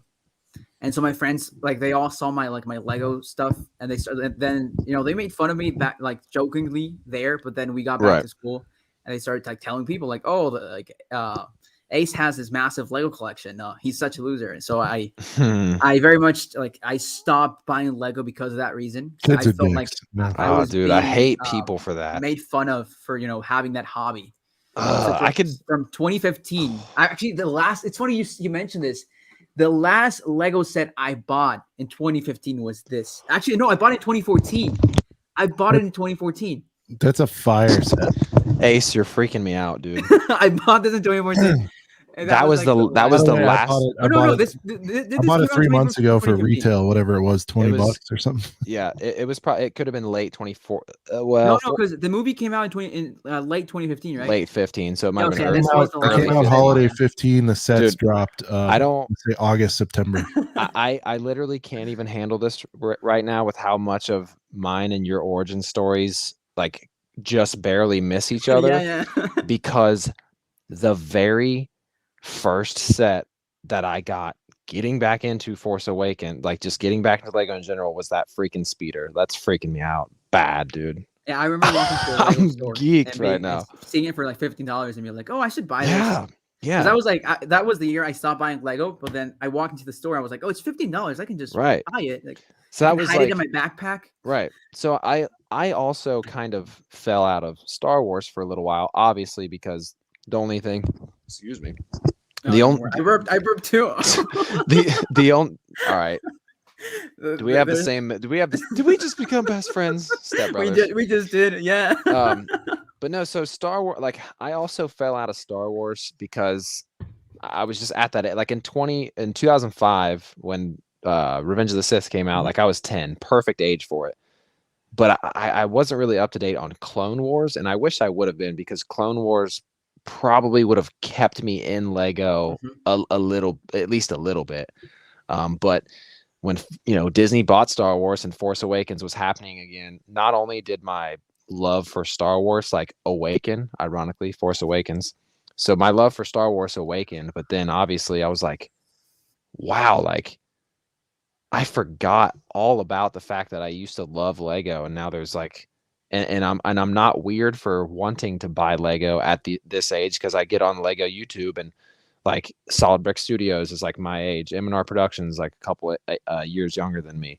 You got all these other Lego YouTubers that are like my age, and I was like, okay, it's not weird. And then like I literally bought that Ray's speeder, like in kind of because it's a good entry level price. I feel like a lot of people, when they're either first getting into Lego or getting back in, that those $20-$30 sets are obviously easier to get yourself back in. But it being Ray's speeder, she's like this new kind of front woman of this trilogy and everything. And dude, that is, you mentioned Bionicle, you mentioned Harry Potter, you mentioned Beyblades, and then the last set, Star Wars, yeah, and then the last set you buy before going into like your slight dark age or whatever you want to call it is the first set that I buy when I'm getting back at. That's insane. I thought that was the first thing you bought. Crazy. That's why I pulled it out, because I was like, I have a theory this might be related. Yeah, because it was in like the first little like chunk of the the Force Awakens sets. Yeah, do you remember like they came out in September. I think it was the mask. Like Force Friday. I think the mask is fire. It was the first like Force Friday stuff. Yeah, remember that?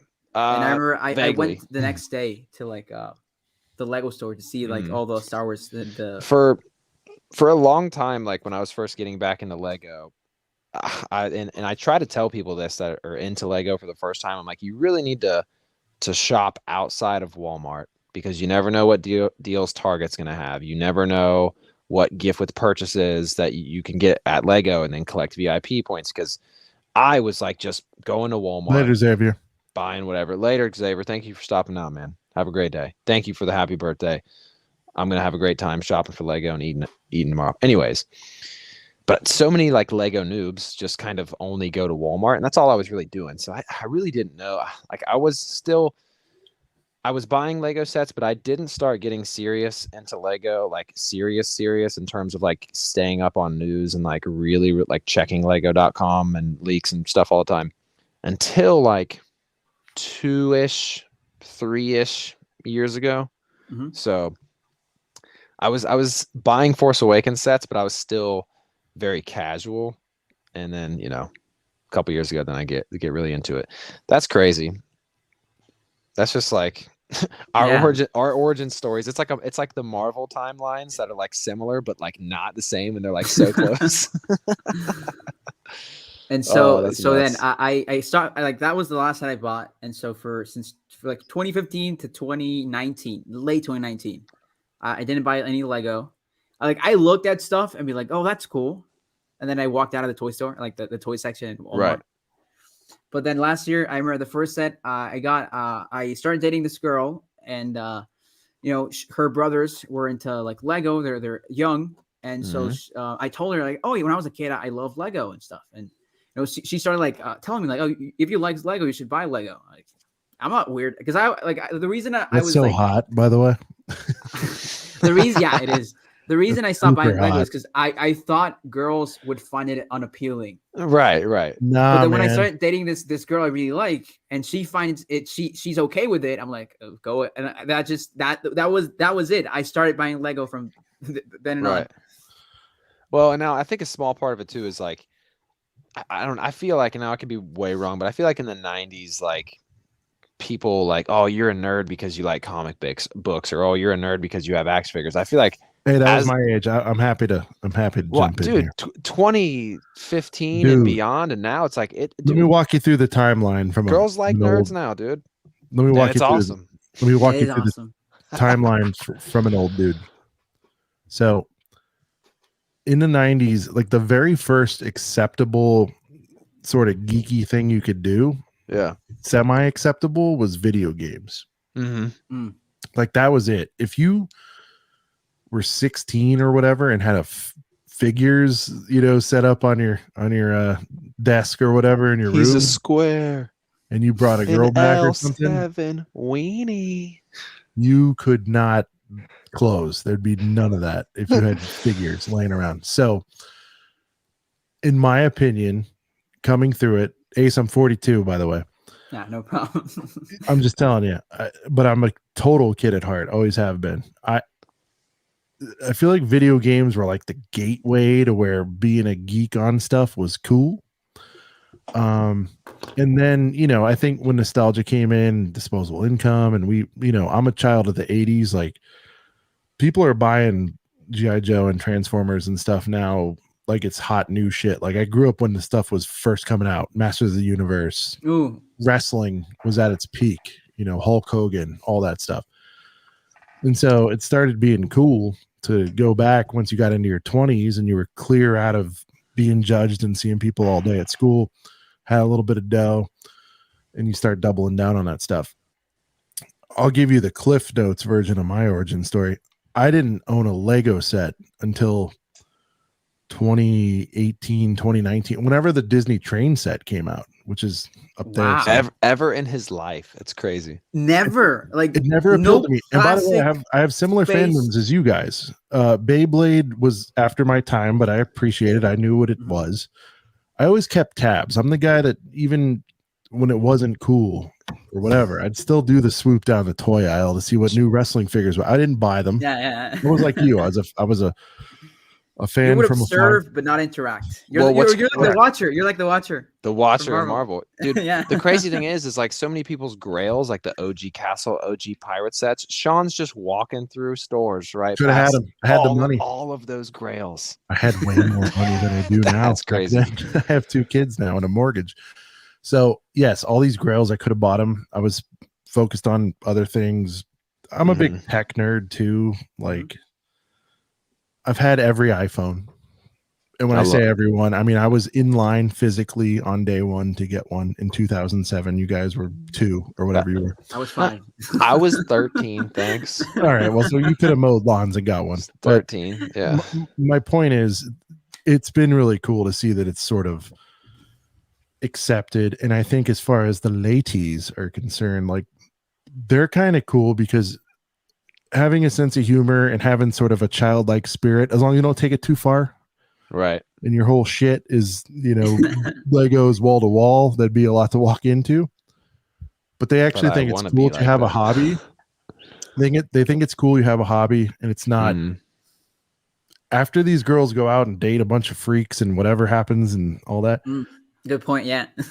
No, I mean it is. They're like, well, at least he's not snorting lines and and a total weed head all of his life and drunk every day of his life. Like. They're like, that's actually kind of cute and it's kind of cool. And so somewhere in your 20s, that's probably what happened to you. Well, you're still getting into your 20s, Ace, but this girl that you dated or are still dating, I hope, she sounds cool. Yes, I'm still dating you, yeah. Perfect. Too early to put a rock on it, but keep her in mind. I think it's super cool. Hey, I have to give dad advice here too. But I think it's super cool that she leaned into it and says, no, if you like it, go do it. Why are you like denying it? It's not to impress anybody. My point is, like, the older you get, the less you care about what people think about you. And I'm at the peak of that in my life right now. And it's awesome.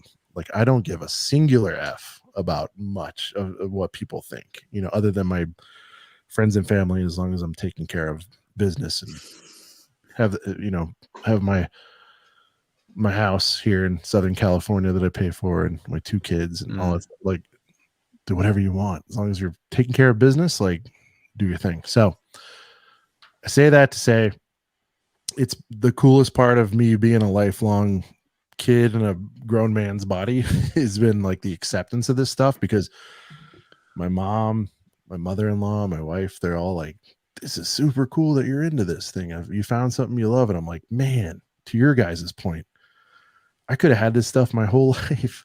And I told Brent, I think a few episodes back, the reason why I've been a Star Wars guy, I was around. I saw Jedi in the theaters, dude. How cool is that? I'm not as old enough to see the first one. Yeah, but that's sick. I saw Jedi multiple times in the theaters. And Jedi black outfit Luke is by far my favorite character from anything ever. I think at the time I just sort of would buy which this is also OG as shit. I would buy the original, Hasbro shit, right off the shelf, and it was pre-built. And so I'd look at it, and Lego Star Wars wasn't around at the time, but right. Even when Lego was around and there was a vehicle of that versus something pre-built, I'm like, I'm not going to sit there and build this. I could just buy this one that's already done. I didn't appreciate sort of the journey of building and creating with Lego. I'm not a mock guy, but like I love at this age, what I love is just like sitting down, building a set at the end of a long day. It's a stress reliever, and you're accomplishing something. You're not just opening the box and putting it up on a shelf, because that's cool. There's value. I got some Funkos. I'm mainly a Disney guy. Right. It's so cool. When my first set was I don't know if it's 18 plus, Brent, but that was a hard ass set for a first guy. The Disney train. Yeah, it's. I think 18 plus wasn't a thing back then. I think it's it's 200, 2000, 16 maybe. 16, I think. Yeah, but I'm saying the piece count was bonkers. I think for a first set, it was. Yeah, that's pretty gnarly for a first set for sure.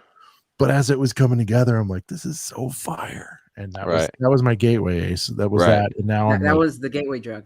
So anything Disney, no questions asked, immediate cop, Star Wars guy, and then it just expands. I mean, you heard us earlier. We're talking about. I'm like, shit, I need stunt bikes now. It's like I gotta get at least one tomorrow at the Lego store. At least. I've always been a toy guy. Like since I was a kid. Yeah, we're freestyling right now. And so I like my dream has always been to be a toy designer. That's why right now I'm like in product design. My end goal is I want to work for Lego. That's why I do mocks. That's why I build my own stuff. Mm-hmm. And so I love play. Like if I can have fun as an adult, I think kids will have even more fun. Like right. And yeah, like True. For me that's why I came back into toys, because for like I've always liked design. When I was in my like mid-teens, I stopped collecting Lego, but I started collecting shoes. I was like a sneakerhead, but before it was cool. Okay. Sean is I too. collected like Kobe's, like when Kobe was still playing. I remember trying to hunt down like the Kobe 9s, the elites with like the high tops, and like 8s are where it's at, dude. The 8s is the best line of sneakers of all time, in my opinion. The what? Or the Kobe the Kobe 8s. Oh, yeah. To me, the most fire colorways of all time. But go on. No, what are the crazy 8s? The crazy 8s were Reeboks, right? No, those were Adidas. But it's the Kobe Adidas. The Kobe 8 colorways are the dopest that there ever were, in my opinion. Yeah, that was the one with the Wattas and the snakes and the. Yeah, I actually don't like the Watta. The 7s are trash. I think the 8s are fire. But go on. I think my favorite Kobe is like the 5. The Bruce Lee is iconic. Bruce Lee is sick. I had the re-release and I ended up selling it. I didn't like it, but I'm a sneakerhead too. I think there's a lot of similarities with sneakerheads and Lego too, by the way. So. Well, I think it's something you can collect and you feel like a sense of accomplishment in collecting. Right. So I've always before I wanted to work for Lego, I wanted to work like for Nike or like designing shoes. But like as I grew older, I'm like, you know what? I like toys more than shoes. So I've kind of just, that I've changed direction, and now I'm trying to design toys for a living. Yeah, sneakers lost fun for me, or it hasn't been fun since. For me, like since 2017, 18. Yeah, 17. Yeah, 17. Yeah, when the Yeezy stuff, like it was cool keeping up with it, and I have all the V1s, all the V2s. I have all that stuff. I have OG Jordans. I've got stacks on stacks on stacks in the garage. I've got all that stuff. Not the stuff I had when I was a kid. You'd wear them immediately back then, but it stopped being fun when you couldn't line up for them, and it was bot wars and all that stuff. And I'm just like, I'm out, So I think for me, shoes lost, like, because when I got into sneakers, it felt like a very underground thing. But yeah, for sure. Now it's played out. Yeah, now it's super burned out. Like you see people that just have the cash, wear the shoes, and it's not about like you said, like earning it. I remember I used to like save up. It was cool. It was scary. It was weird, but it was cool. And and I'm a 13, so there was only like 1 or 2 maybe pairs. So there you go. Ace is about to hit. I was gonna say I dropped it. I forgot to say that in the very beginning. Like everybody. Wait, am I really about to hit 2K? Well, I mean, you're still at 199, but I meant to say that way earlier because we had like 12 people watching. We still have 5 now, but for those of you that are even watching this on replay, go subscribe to Ace because he's very close to 2K. There you go. All right, guys, we're going long and we're just now getting into the main event. Any more closing thoughts on origin stories? We got to talk some MK, dude. Buy Lego. It's okay to buy Lego. That's what I always tell people, like younger people, because I do have around my age following, like 18, 17, right? That's why I always tell people, like, just if they're at that time of their life where they're like, should I be doing that? If you like it and it doesn't hurt anyone, do it. This before we go straight into Monkey Kid. Here we go. We haven't gone straight into Monkey Kid yet. Closing thought. This whole like. Don't be afraid to buy Lego. That is literally what I end every single video. Like I have like a closing phrase to my video and it's on the back of my mug. Never stop building, just because like that's awesome. I need one of those. If I would have never stopped building and caring about Lego, I would have still had so many fire, early Harry Potter, early Bionicle, early Star Wars, Heat, and I don't have any of it now because I stopped caring. I mean, because I was getting too old and I was too cool. 2008 Star Wars, though, you missed out on that. Yeah. Oh yeah, I missed all the Clone Wars, all the Clone Wars fire. Brent, you know how much I detest played out stuff, but mine is, it's never too late. That's what I would say. Right. Like, I think I never built a set. I always like, a bunch of pieces, and when I opened my first bag, I was like, this is sucks. Dude. Actually, a side note, just like one final thing. When I was a kid, I used to open all the bags. At Like, once, at once. I remember the 2010 Hogwarts Castle. I opened every bag at once. God. Listen, back I don't know hurt. why I didn't. I don't know why I didn't, because I mean, you guys gotta understand, I didn't watch a single YouTube vid. So Ace, I'm a Disney freak, like by nature. That's been my thing. And so I just got this set. I had no one telling me what to do with it. I'm just like, Disney train. Like I'm a rides vehicle guy. That's my main passion for collecting, is anything Disney rides, first and foremost. And so that came out. I'm like, close enough. And so I got it at a crazy price. You know, back then, $330. I was like, you're out of your freaking mind. And there was a Black Friday 2018, and I think it was $260, $270, which was still stiff for some Legos. I'd use the S back then and go, wow, that's crazy. And I was like, yeah, but I gotta have it. I mean, I wanted that before the castle because it was a ride, you know. So I was like, okay. And I don't know what stopped me from, other than I guess reading the instruction book. Stickers are trash. I had no idea what I was doing. Sean hates stickers and he loves slides. I still do to this day.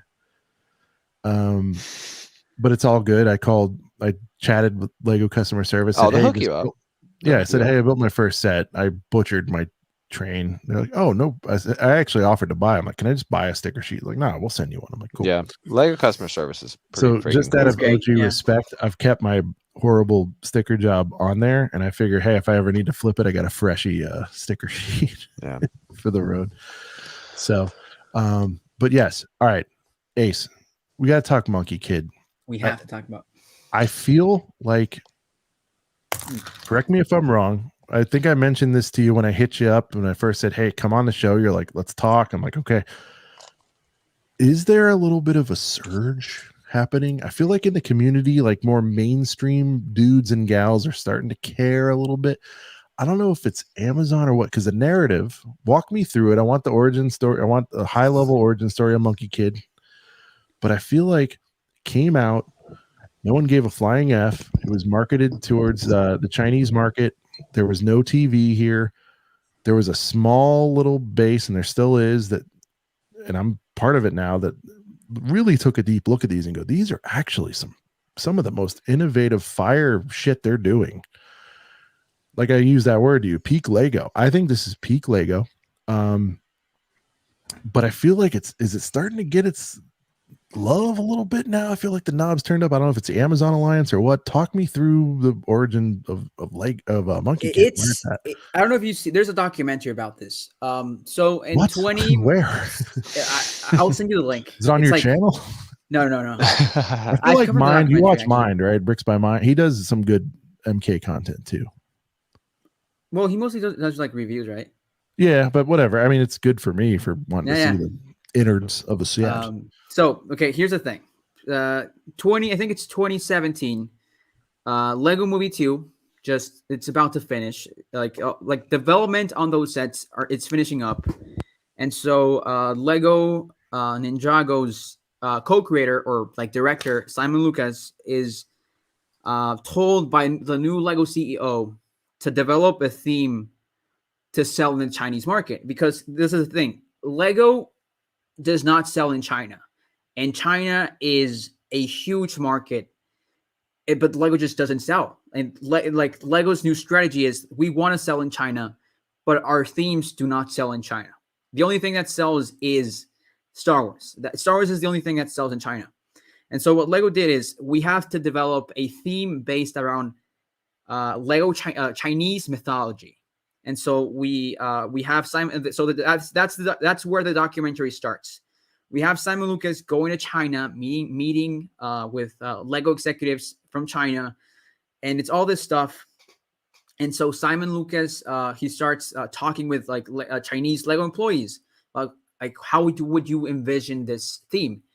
And after going through myths and legends, one of I think he's the Monkey Kid co-creator, Xiaodong Wen. He brings up the Monkey King, which the Monkey King in Chinese folklore is this huge character. He pretty much is the Superman, like in terms of culture, right? Like he just is this very iconic, very identifiable character. I think I have my Wukong minifigure around here, but he just it's this Monkey King that has all these abilities Like even Goku from Dragon Ball was modeled from Sun Wukong. And so Lego develops this theme not to like retell the story, because like most Chinese people know the Journey to the West story at heart, which like we said earlier, Journey to the West is this 14th century book that is so old Lego could just grab it and make a follow-up introducing, you know, the what we know as MK. He is the successor to the Monkey King. And so, you know, the whole idea behind Monkey Kid, it was like, oh, we should make, you know, this very futuristic China where we have elements from the Journey to the West. And I remember something they said in the documentary is any kid in China can go into a store and identify the characters. That was the purpose. Any kid in China can go into a store and identify the characters. And so Lego starts developing this theme with all because the way products are made, and this is very important because I learned this in class, is you have to research your market. You have to know who you're selling to. And so Lego researched the Chinese market, and they were like, we're going to sell to this audience. Because Americans and Chinese audiences are very different. Something I was talking about this with someone yesterday, actually. Americans like very cheap stuff. But if they see a lot of cheap stuff, they'll like, let's say you have $100, you're gonna buy, you would buy 5 $20 sets, then one $100 set.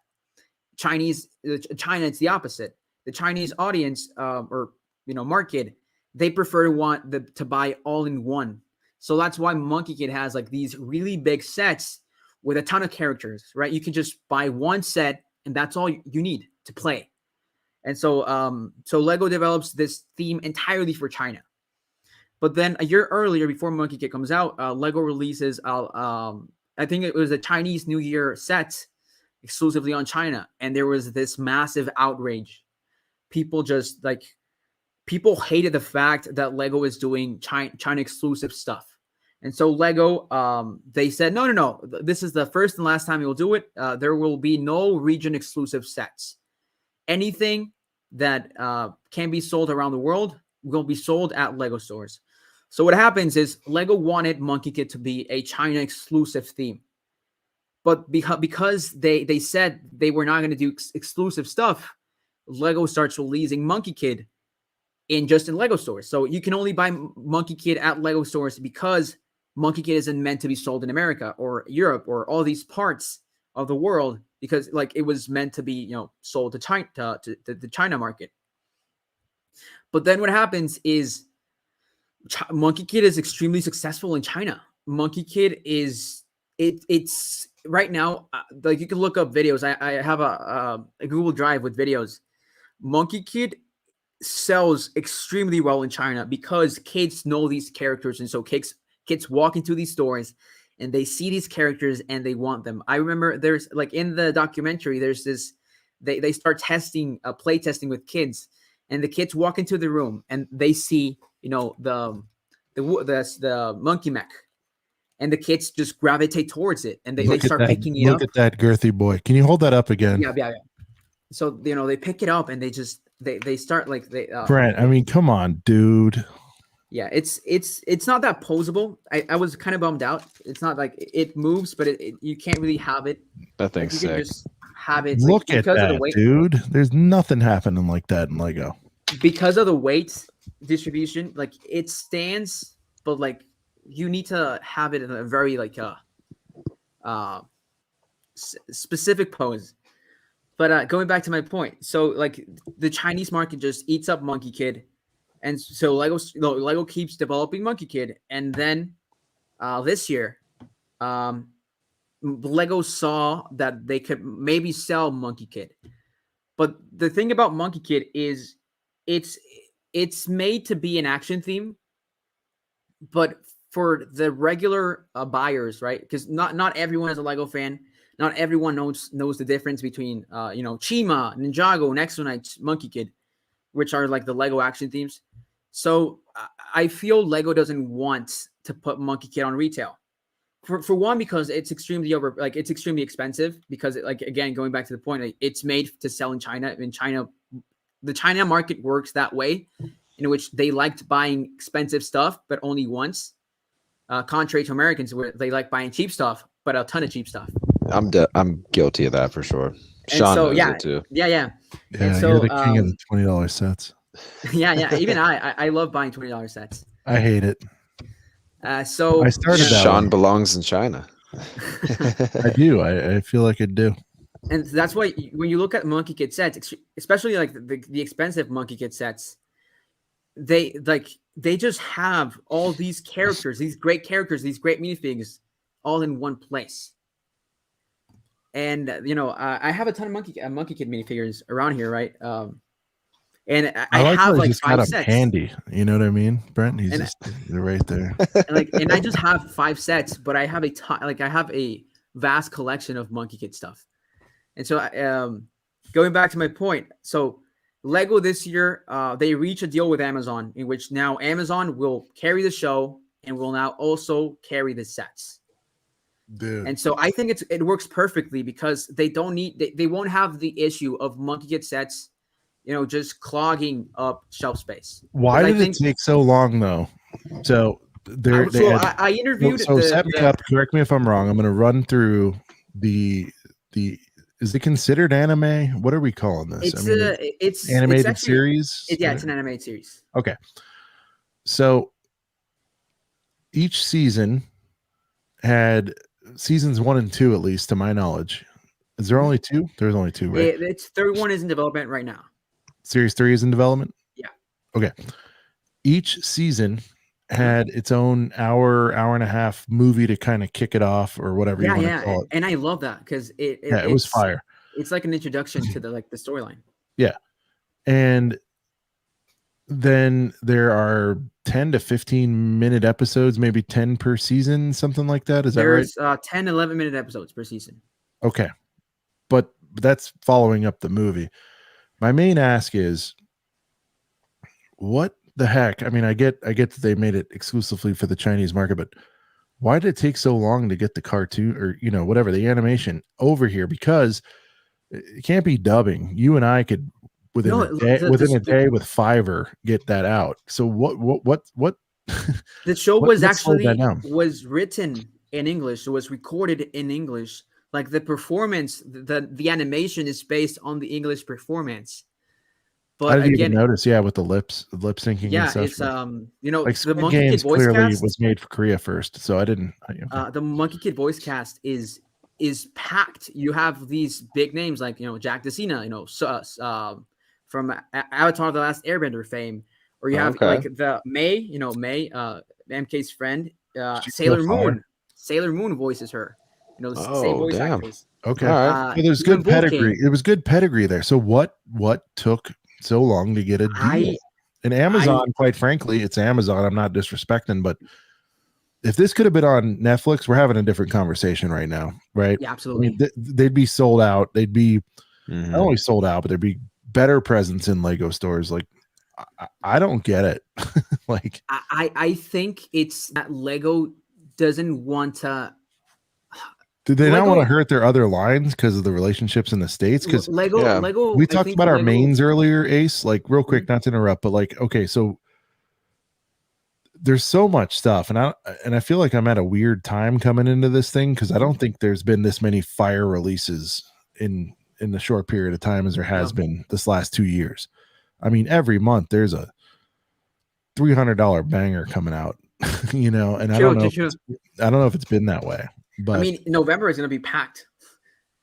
We're not even there yet, and we've got Home Alone, the backlogs. AT-AT, like, when are they going to drop that news? Dude? Yeah, so I guess my point is, like, I get that they can only push so much, but I guess what I'm saying is, like, whatever it takes to keep this thing around, especially now that I'm getting into it. And by the way, Ace, thanks to your video and everything, and then doing some more research, you did the top, was it 15 or the top? You did a countdown of all of them, is that right?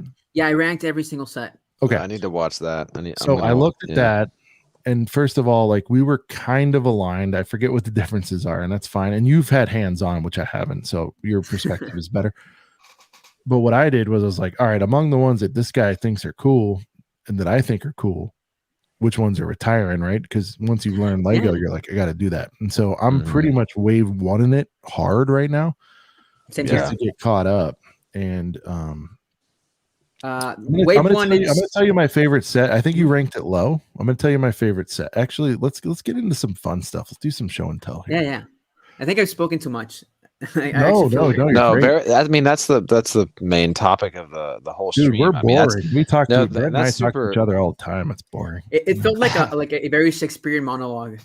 To be honest, I just felt like I was listen. Hey, Brent knows me enough by now. If I thought it was boring, I would have cut you the hell off. So yeah. Sean has to put me in check sometimes. I'm Captain Interrupter guy. If I think it's boring, believe me, I'll tell you. This is I don't know why, but this is like my favorite set.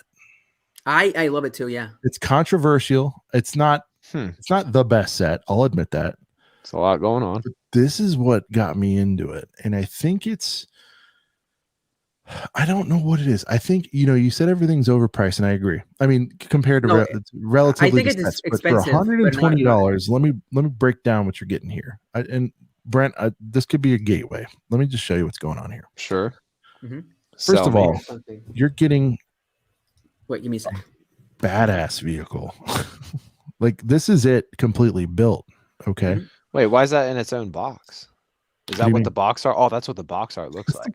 Yeah, it's a box art. Oh, okay. You won't see this on shelves. I've checked Store Locator. In LA, one store, which I think has a predominantly Asian sort of population, has more of the MONKIE KID stuff in stock, but they don't have any Wave 1 stuff, Ace. I'm sure you're aware of that. Wave 1 you cannot find on shelves. But I looked at this and I'm like, let me get this straight. You're getting this awesome looking vehicle build. You get this little building side build, which is fire. I mean, it's also modular. You can add it to the Grant, all the side builds and all this stuff are modulars. You can build your own little MONKIE KID town. There's great play features. But here's what's super cool about this. The play feature. The play feature, Brent. This little what's it called? Okay, now I see, whatever. Now I see what's going on. In front, there's a release button, right? It's like the bat. It's like the Batman you have like a thing you push in. And it's under the around the midsection under here, right where my cursor is. Actually, I think it's in the back. I think there's like so there's a trigger on the butt, Brent, that sends this thing flying. Right now, it makes more sense now that I'm looking. Brent, I'm the biggest fan of the Tuk Tuk of all time. This is very I love the Tuk Tuk. Yeah, that $10 Tuk Tuk is almost my set of the year, Ace, by the way, for all value. I'm serious. It's best set under $10, probably. Yeah, for sure.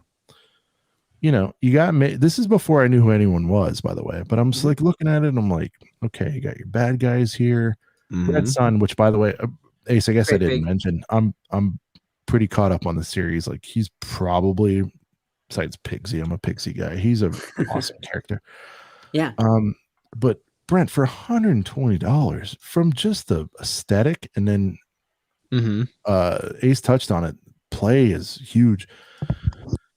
The play features and like the love and care. The instruction books have what's the word? Yeah, they have like progression bars at the bottom. Yeah, progression bars. Yeah, like, heard about that. Is Easter eggs the best thing to use here? I mean, dude, you could buy another Slave one, and they're cool. But like, look at everything that goes into this. So well, it's like I don't know why this one was my gateway, Ace. This is not the best set, but to me, I'm like, this is the most underrated set. It's ranked low on most lists, and I'm looking at this. I'm like, you get like a modular build. It's small. You get the baddest like trike I've ever seen, and then a Tuk Tuk thrown in for fun, and then you get this boss looking mean ass villain's vehicle. And I'm just looking at this objectively as a toy guy, let alone a Lego guy. And I'm just like, look at the girth on these wheels, Brent. F's sake. So anyways, this was my gateway. I didn't buy this one first, Ace. As I mentioned, I picked up the Noodle Truck thinking is one of those like I might have hit a GWP, and I'm like, I grabbed the is it noodle truck? I'm sorry. I thought I was getting Pigsy's food truck, but I brought the noodle tank. The noodle tank. Sorry, I've been saying it wrong the whole night. That one's awesome. I bought the noodle tank thinking that was one and the same because I remember just seeing how badass it was. But I'm like, no, I need the food truck. But noodle tank was my first one, and it was everything I thought it was. There's a full buffet set up on there. Yeah, I love sushi and shit. Have you seen this, Brent? Like real deep? Have you seen it yet? I haven't. Like, no, I have not taken a deep dive into that specific. It's right one. there. I mean, Ace, am I out of this line one I've here? looked at. Or look, no, that's a great set. I this is. actually don't remember where I placed look at that this. one. He's got a buffet here. He's got a pig shooting shit out of. He's got the tracks here, hooks that'll kill you. Well, actually, like spoilers for Brent in the but in the show, it's like an evolution of the noodle tank, of the noodle truck. Okay. Because one of MK's abilities in the show is that he can transform stuff with his staff. Like most of the MK vehicles, he hits the ground and like pieces come around him and they transform into a vehicle, which is something I love about the character. So one quick thing, correct me if I'm wrong. Mm-hmm. So is the show similar to like the Ninjago show in terms of like it's very based off of Lego? It's fast paced, right? So, I would say so. The show is not like Legoized. It is 2D animation. Okay. No, but if you're asking, are the characters Lego? They are, right? Like, are they like Legoized? Like, well, that's why I like it, because like even with Ninjago, it's just a style, but they're not Lego characters in the world. Like they don't build stuff, right? Okay. But no, like the Monkey Kid show, I think that's its strongest point is its animation it's so smooth, it's so unique.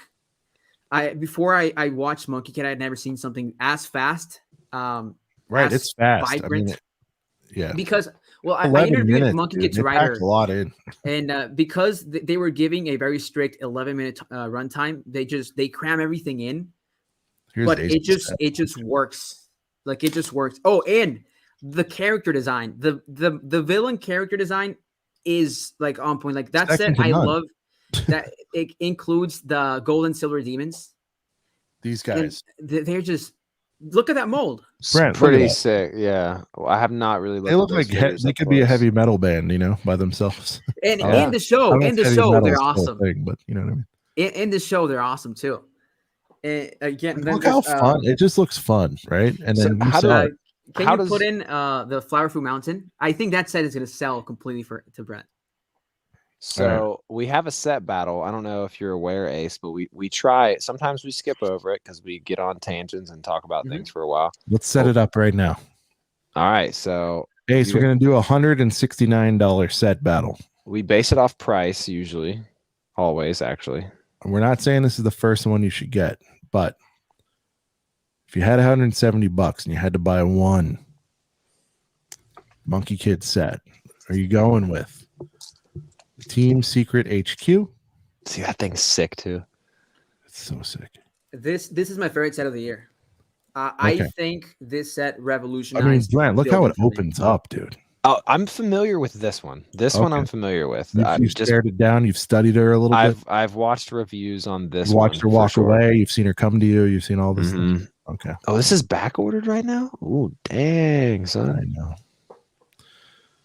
So we're doing this versus Flower Fruit. We picked two sets at the same price. Okay. Now, Ace went on record, knowing you for an hour and a half or whatever it is at this point, and swears that you'll order this one instead. Let's take a look. Oh, are we back ordered? Why is it taking me so long to find it? All right, let me look it up by name.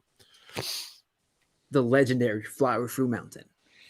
Because I was looking at it a little bit earlier. Because beautiful. I don't care if you give a shit about Monkey Kid or not. I think it looks great on the box art. Like the box art looks incredible. It's probably the best box art. Look at that beautiful box art. Macaque. Oh, flames. It is. That set was specifically made to sell in China because it tells you the story of Sun Wukong, the Monkey King, like from birth to like till he becomes Monkey King. So Monkey King, while we're talking about the Monkey King really quick, Lego minifigure series 19. Included him, yeah. So that was technically like a Monkey Kid figure. We counted as the first Monkey Kid character, yeah. Sick. So this is not the only Monkey Kid pack I have, because I have the Monkey King down there, and I think I might have one of them sealed too. But I have the Monkey King chilling down there on my mini. By the way, Tina, real quick, I want to shout out to Tina. She's bringing some fire comments. First of all, Ace, if you can look up by the end of the stream the name of that documentary, I want to know it. Tina wants to know. I don't know where it is. I saw it on Google Drive, because there's Brent, like sorry, a your head's Google cut Drive. off, bud. Tina says, "You're good." Flower Fruit was just reviewed by LEV. So I don't know if you guys are familiar with LEV, but my daughter watches her. She is very mainstream. Tina, correct me if I'm wrong. She's like millions of subs, millions of views. She's, you know, she does like that mainstream Disney toys and that sort of thing. Just reviewed by LEV. So that's massive. I think she just thinks it's probably aesthetically beautiful. I kind of know her vibe. Right. The Flower Fruit Mountain has a ton of play features. It's so loaded with play features. Like the first time I saw it, I'm like that. Like when the walk us through what's happening here. So the entrance to underneath the mountain, Sun Wukong has a house. So right there, you get the entrance right to the Flower Fruit Mountain. So the waterfall opens up and you can go in. But that play feature is so cool. Right, have you ever spread a waterfall before? That's pretty cool. No, I was looking at that earlier. Very intrigued. What is look at the bags, dude. What was that? What was the picture with the arrows kind of indicating? Like, what feature was that? Oh, so there's also this feature. So Sun Wukong has a old friend.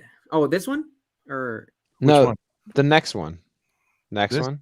So yeah, what's going on here? This has 3 sections. So it's 3 sections, and you can just put them all together. Okay, and it's just kind of like modular. Like when you build it, I think it's 18 bags, and so you start like building sections, right? Okay.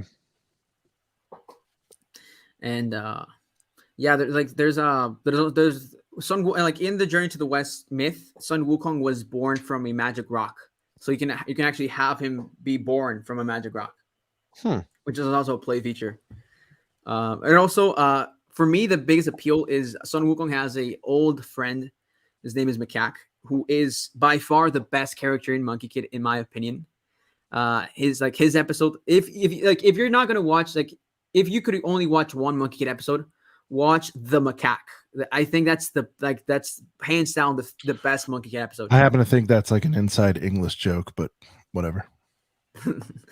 Because you just invited us to watch your region like 3 times in a row, but that's all right. I was unaware of that.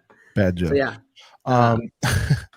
So Brent, let's if we watch your review, if it stays consistent, Ace, I'm trying to remember what your number 1 was.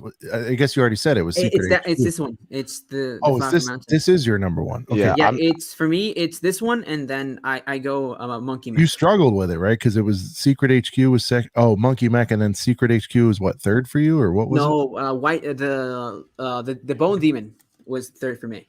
Brent, that one's pretty. Bone Demon. The Bone Demon is pretty insane. That's the glow in the dark one, right? Yes. Let me charge it a bit to just have the show off the glow in the dark. You're in the dark. If you could show us the real time, but Brent, dude, let me think.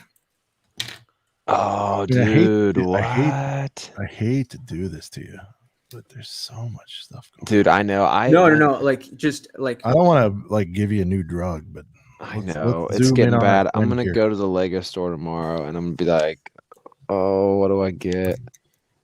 Like in the Lego store, you're probably only not wrong. Like, Ace, is it cool that we're catching on that this is fire? I think a lot of people are sleeping. Yeah, I think more people should buy Monkey Kid, because the thing about Monkey Kid is once it retires, it is gonna go so high in price. It's the highest quality sets there are right now. I mean, it's not even close to me. Well, and I'm very limited in my knowledge, but this will be one of those sleeper. They're designed by the same people who made the Lego Movie 2 sets and the Lego Movie 1 sets. So I think those sets were so high quality, and so the Lego Movie team kept the same quality for Monkey Kid. Like just the techniques, the aesthetics. So good. This is a wave 2, right? This is bone wave crusher 4. thing? That's wave 4. Yep. There's been So there were 4 microwaves. waves? I think Yeah, it's one been 4 waves. Oh, okay. So Ace 1 and 2 were like whatever, 8 sets, 6 sets. Whoa! Those figs. Yeah, I that's. have a weird obsession with like spooky minifigs. I have it right here. Are those dual molded hoods? No. What is the yellow? What's the like? Hold it up again, Ace? The green on the inside. I think it's just like effect, but they don't go. Oh, into that. okay. Actually, I think I have them around somewhere. Dude, I have a weird kind of obsession with like spooky minifigs. By the way, Ace, correct me if I'm wrong. These glow in the dark too, right? These elements. Yes, I have them up here, and they like it's the reason I love this set. It's because it tells a very straightforward story. So like Did you know, character. Brent, sorry, real quick, this is like a Voltron type deal. Ace, walk us through this. This is so 4 or 5 builds that make, like this is what you get. You could have this, Brent, or you can build this freaking monster. So dude, let me walk you through. What I love more about this set is like the building process feels like its own story. So the first thing you build is this archway.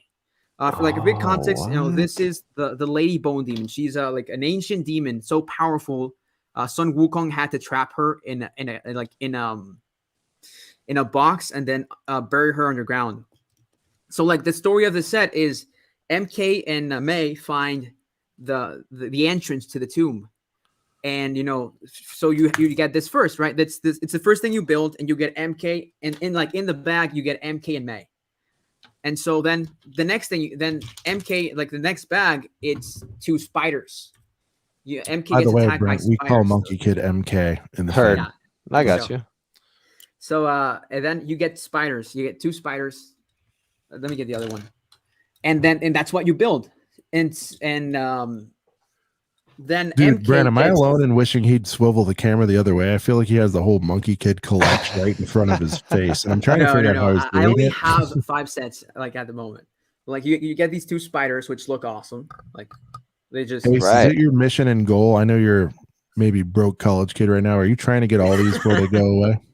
Yes, I'm trying right now. Like you said, Christmas I'm trying to get the wave 1 stuff. Me too. Right? Yeah, I need to get on that. I need to get the HQ. And I need to get the Flaming Foundry, because that's a great set. That's an underrated set for me. All right. So Bone Demon, we're running out of time here. Brent, I want to show you this Flaming Foundry, which again, correct me if I'm wrong, Ace. People even in the fandom kind of they despise it a little bit. And I disagree because I love it. Have you ever seen a base, Brent, that's mobile? This thing rolls itself. All right.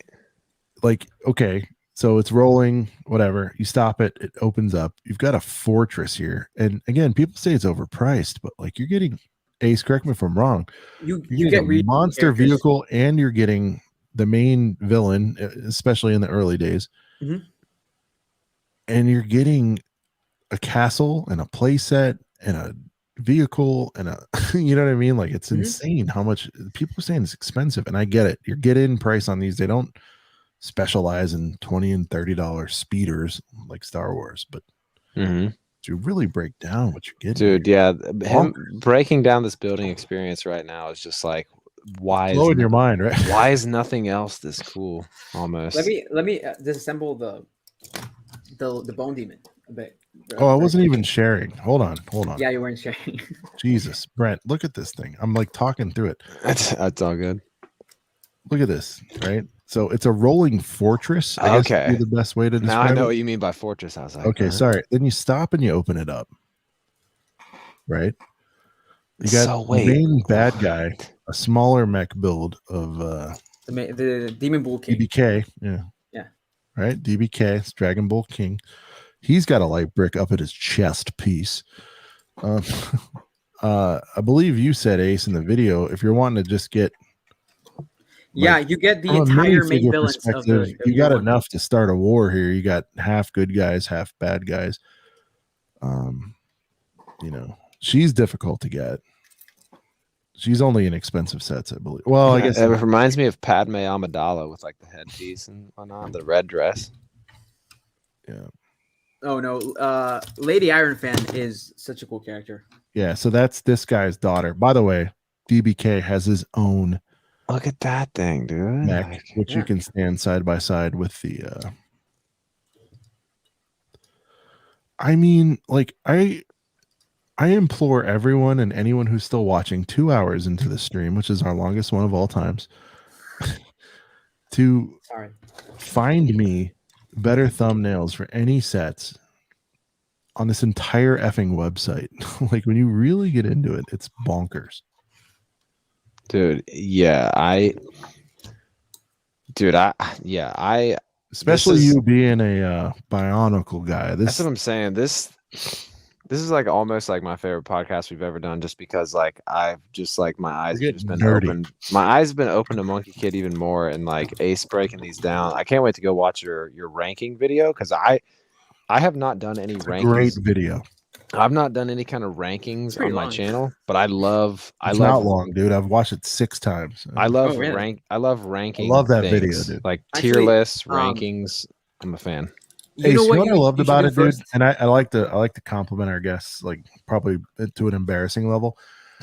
What I liked about it is, no, you were cool enough to admit you don't have all these. You mentioned the ones you got it for your birthday, or you got it for Christmas, and you plan on getting this. You weren't trying to flex like I have all these. You were like, right.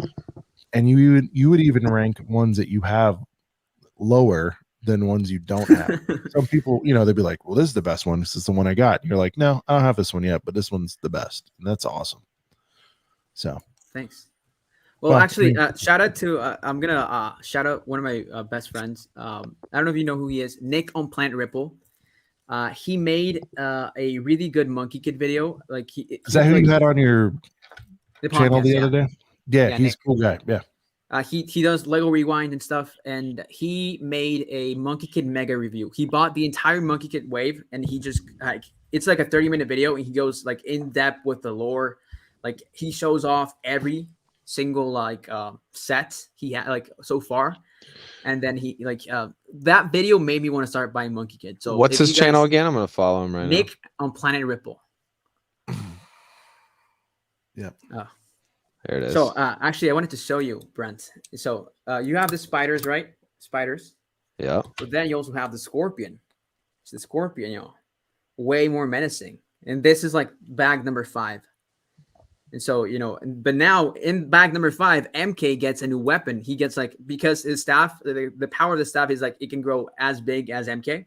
Mm-hmm. So like he gets like a bigger staff, and it's like so cool. And then like you have like this thing, which is the scorpion. It's super posable. Like every leg is posable. You have the arms. And then you get this thing, which is the tomb. This is like just a tomb. It's actually opened up. And so you open this up, and it has, well, where's my Lady Bone Demon? Dude, these things are so interesting. Like, so you have like Lady Bone Demon, like in her tomb. Right. And then once you have the tomb built, you close it up, you have it, you put it all together. Then you have the scorpion. You pull this apart. Let me show you very quickly with my 2 hands. You pull this up, and then you just open this, make it click. That's like a bionicle ball joint kind of deal. And there it goes. It stays there, super stable, doesn't break. And then you take off the arms from the scorpion, just put them on to the tomb. Dude, it's crazy because I saw the set come out, but I never watched a review on it. And now I feel like I'm just getting like a live hands-on review, and like you're just selling me on this thing. When I first saw it, I made a video like bonkers, reacting to this thing, because I just loved it, and I called it a masterpiece, because in terms of design and just how it's thought out, I think it's a masterpiece. And then the entrance cave has the head, so you take the entrance cave thing, and then you just put it on as the I'm gonna use 2 hands as the head of the mech. This thing is, dude, what? And then you have your mech. That thing. Okay. And then and it's not over. Then MK, because you need to fight the mech, MK gets a smaller mech to fight Lady Bone Demon with a bigger staff. And so just like in terms of like storytelling in like in the sets, I don't think it gets better than that. Dude, I'll tell you what. If you were a Lego employee in a Lego store and you just told me all that and I had $120 that I wanted to spend, I'm buying it right now. Wow. Actually, fun fact, I got rejected at the Lego store when I applied. Dude, they're no disrespect to Lego, but they made a mistake. Why? Were you too young at the time, or what was that? I just turned 18. It was last year. I just turned 18. And I applied for a job, but they told me they had because it was like height of the pandemic, so they told me they just had too much workers and they couldn't afford me. So then I started because I just wanted to talk to Lego and I thought I might as well get paid, so I wanted to work at Lego, but they rejected me, and so I started the channel. Well, I mean, at least they didn't reject you because they didn't think you were good enough. It's just kind of, things were complicated because of the situation of the world and everything like that. But dude, I'll tell you what, like, you just sold me more on a set that any Lego employee at a Lego store ever has. Now, granted, I usually know what I want when I'm walking in, but like a lot of, so like, and I wanted to bring this up earlier a little bit in terms of like how much Monkey Kid you see in a store. But I feel like a lot of the times I go to my local Lego store and there's 2 Monkey Kid sets on display, and I'll ask them about other stuff. And they're like, "Oh yeah, we got this in the back, this one, this one, this one, this one," and they just don't have them on display. They have them, but they're just like chilling in the back. But in this initial circumstance, they brought out like 5 sets to me, but all I was really doing was looking at them. Like, oh, okay, I wanted the food truck, they didn't have it, and I'm looking at all these sets. But none of those employees, and I'm not saying that they couldn't have gone into detail, it was kind of busy in the store or whatever, but none of those employees took any of those sets and really explained them and sold me on them like you just did. I'm just saying. The thing about Monkey Kid is it's just so creative, and it has this energy you don't see on a theme often. Like, like it's literally a Devastator from Transformers, right? In Lego form. I love the and even something like the Demon Bull King when he's like super powered up, like it's massive. So before we do this, is and actually one last thing. These two, like both mechs, they're the same height. They look perfect next to each other. Yeah. Now are they both the same price? 120. No, the Bone Demon is cheaper. The red one's 150, I think, right? Yeah. 150. Yeah. So yeah, well, anyways, before we forget, if we're talking about the set battle right now, HQ versus Fruit Mountain? Flower Fruit Mountain. Show some respect, dude. It's actually the actual title is The Legendary Flower Fruit Mountain. Legendary Flower Fruit Mountain. So honestly, I'm going Secret HQ. I appreciate. Yeah, I just like the 2-in-1 stuff. I'm a sucker for it. What I always tell people is it depends on what you want. If you want the build, I'd say go Flower Fruit Mountain. It just looks cooler on display. But if you want, characters to display with the build, I'd say go HQ. Dude, because like the HQ comes with every single character you want, and it also looks amazing. Yeah, I think right now as it sits, especially since all I have is this, I think I'd go HQ, but it's very close. It's very close. It is very close. But coming from yourself, having some Monkey Kid sets.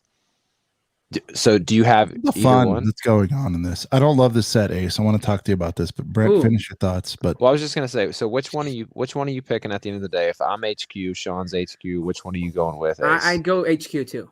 Okay. All right. Well, we're all on the same page. Only get one. Yeah. Flower Fruit is still sick though. It's very sick. Anyway, so what? It's more of a display piece, and I would say, figure wise, I mean, there's more variety, I guess, in Secret HQ, but all the iterations of the monkey is no. I know I'm showing a different set and talking about something entirely different. I'm saying Flower Fruit minifigs versus Secret HQ minifigs is a tough battle because they're so different. But I love the different iterations of the Monkey King, you know, in the Flower Fruit. Yeah, well, actually, my favorite figure from that set is the macaque, but that's just me. I'm really intrigued by the big fig, whatever that guy's name is. Sandy. No disrespect, but that big fig I like it a lot. No, Sandy's fire. Really cool. I think look at his pants. Look, he's got like track pants on. Track stripes on the pants. side. Yeah. Well, like the story of Sandy is like he used What's to be his like cat's this, name? Brent hasn't even seen his cat yet. Mo. Look at this guy. He's a cat with a mohawk. Oh, dude, what? Yep. And in the show, actually, the cat has a mech. This guy's fire too, and they haven't done enough figs of him. Tang is probably one of my favorite characters. I have him around here. Of course you do. Oh, here he is. I'm actually waiting for a new scarf because I need a dark red scarf, but here's my Tang. So Tang's like what, the smart guy at the bar kind of guy? Well, like the Journey to the West, like it has like archetypes, right? So there's Monkey King, which, you know, in this show it's Monkey Kid. And you have Sandy, which is like a water demon, and so then Sandy, water demon. Pigsy, you know, Pigsy. But then Tang, the Journey to the West story has a monk, and so Tang is like a scholar that, you know, he fills in that like smart role, like morality per se. Yeah. As he's slurping ramen, he drops dimes, right? And then May is just completely made up because the Journey to the West didn't have like female characters, so they made a female character.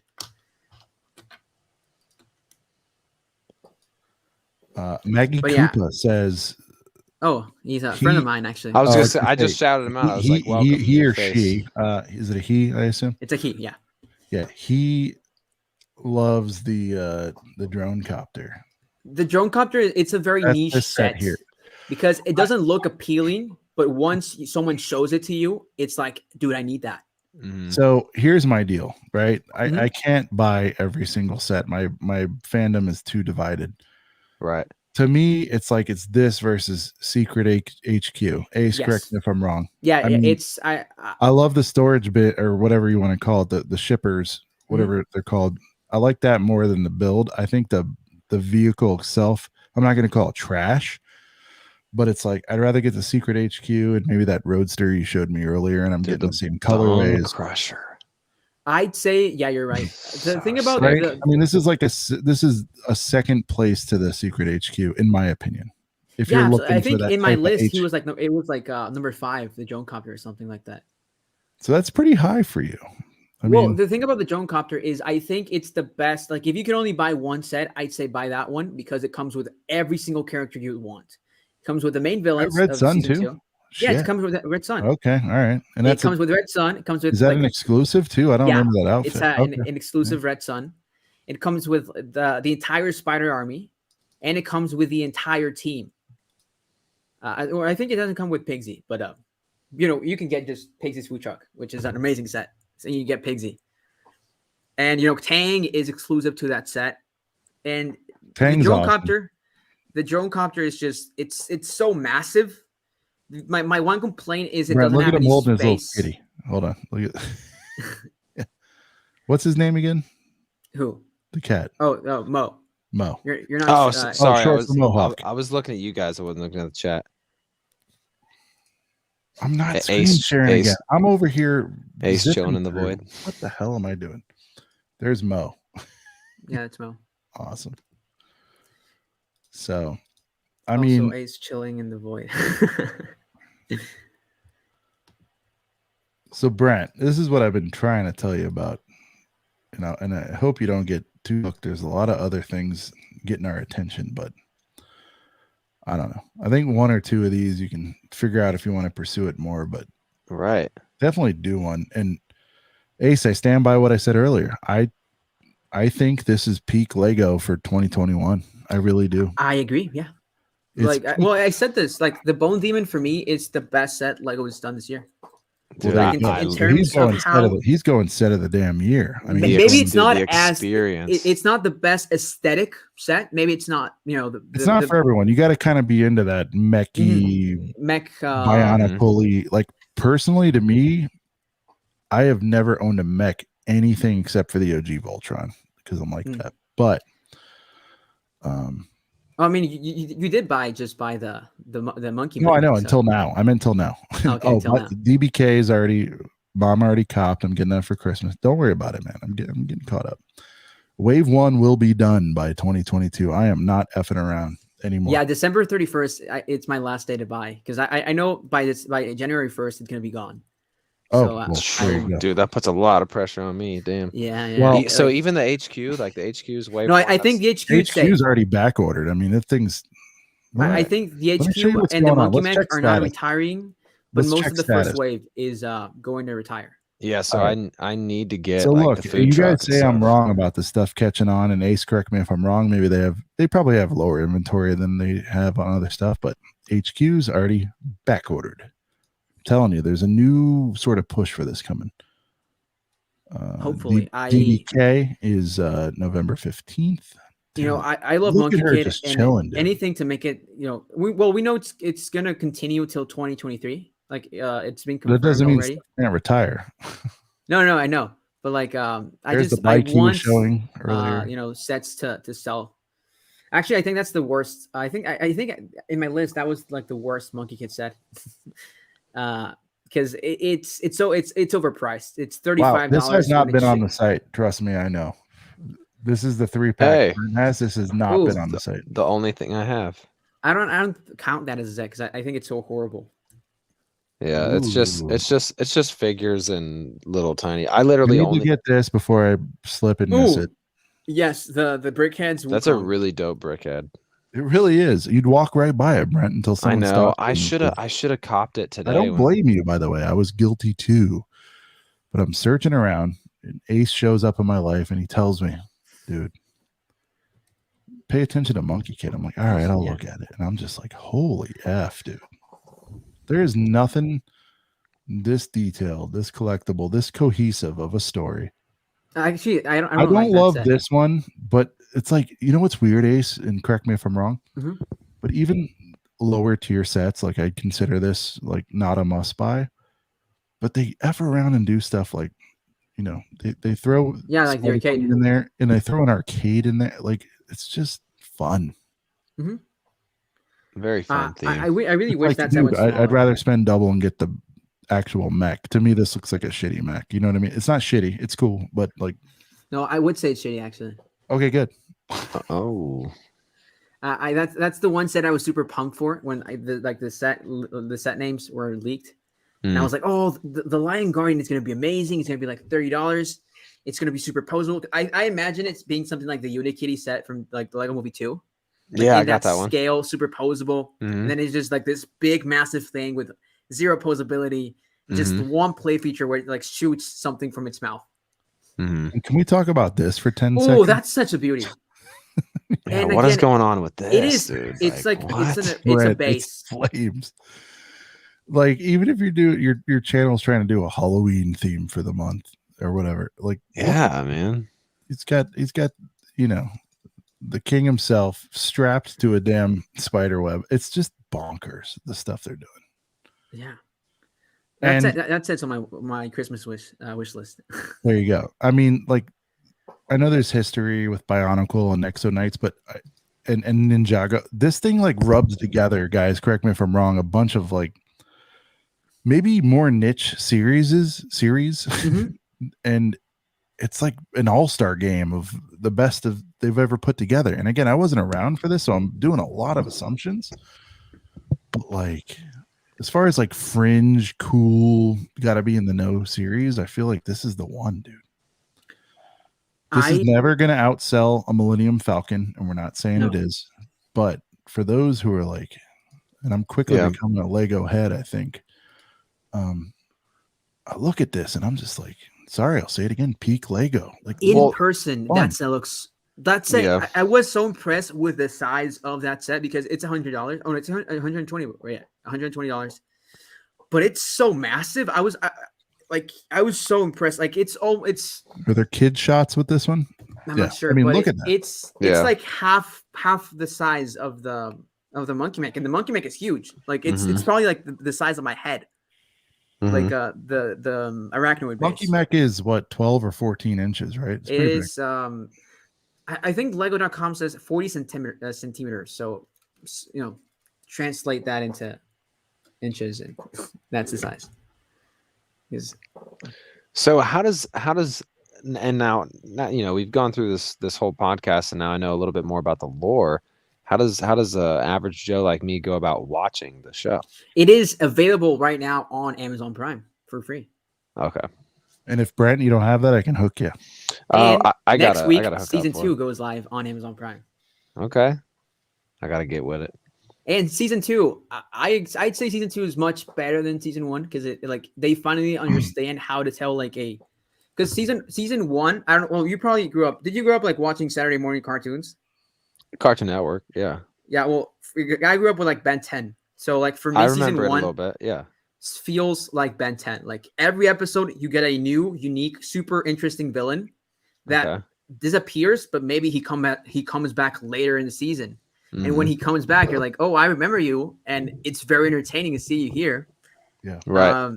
And so that's season 1. But then season 2 has like this very overarching narrative where like they have to like hunt down these artifacts, or then something really bad is going to happen. And once something really bad happens, it changes. It's you have to watch the show. I gotta watch it. And now. by the way, starting in order, Ace is the way to go. I think episode 0, which is the hour the pilot, the pilot. Brent, start with that, and right. Ace, you tell me if he's not into it by then, like you could probably be out of it. But if you actually something I have to say, the pilot feels like a commercial a tad bit. It's like this 40-minute special. Brent and I are very commercial. We love commercial. And so you see like, oh, look, it's this set, which you can buy at stores. Oh, look, it's this set, which you can buy at stores. Right. Yeah, but that's hindsight. I hear you on that. But this show does not feel like a commercial. Like it just, it throws you. It's still fire, though, that first episode. The Hero is Born is amazing. But like, it's really the origin story. I hear you on the advertising, but dude, that's all kids shows. Yeah. But like I like how season 2 does toys, which they are there, but if they don't make a sense in the story, they won't use them. And I like that. Like they mention them and they show them off. But like I really like what they do, because me being like a Ninjago fan, Ninjago has like these episodes where it's like, oh, this episode is just like a toy commercial. Like, oh, look, it's this new vehicle, and I'm going to show you off. Show 20. I guess I'm not that minutes. Nuanced. But then Monkey Kid is very different. Monkey Kid it's like a very episodic storyline, but it does connect by the end. Everything makes sense. Mm-hmm. And see, I've wanted to watch Ninjago too, but I just haven't. Actually, I'm rewatching Ninjago right now, and Ninjago holds up great because Ninjago is so well written. It just works. Like maybe if you're not a fan of the animation, the writing is so good, you're gonna feel compelled. Right.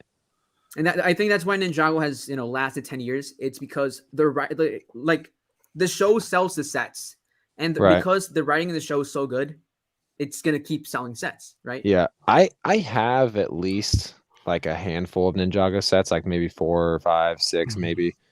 But yeah, man, wow. Monkey Kid.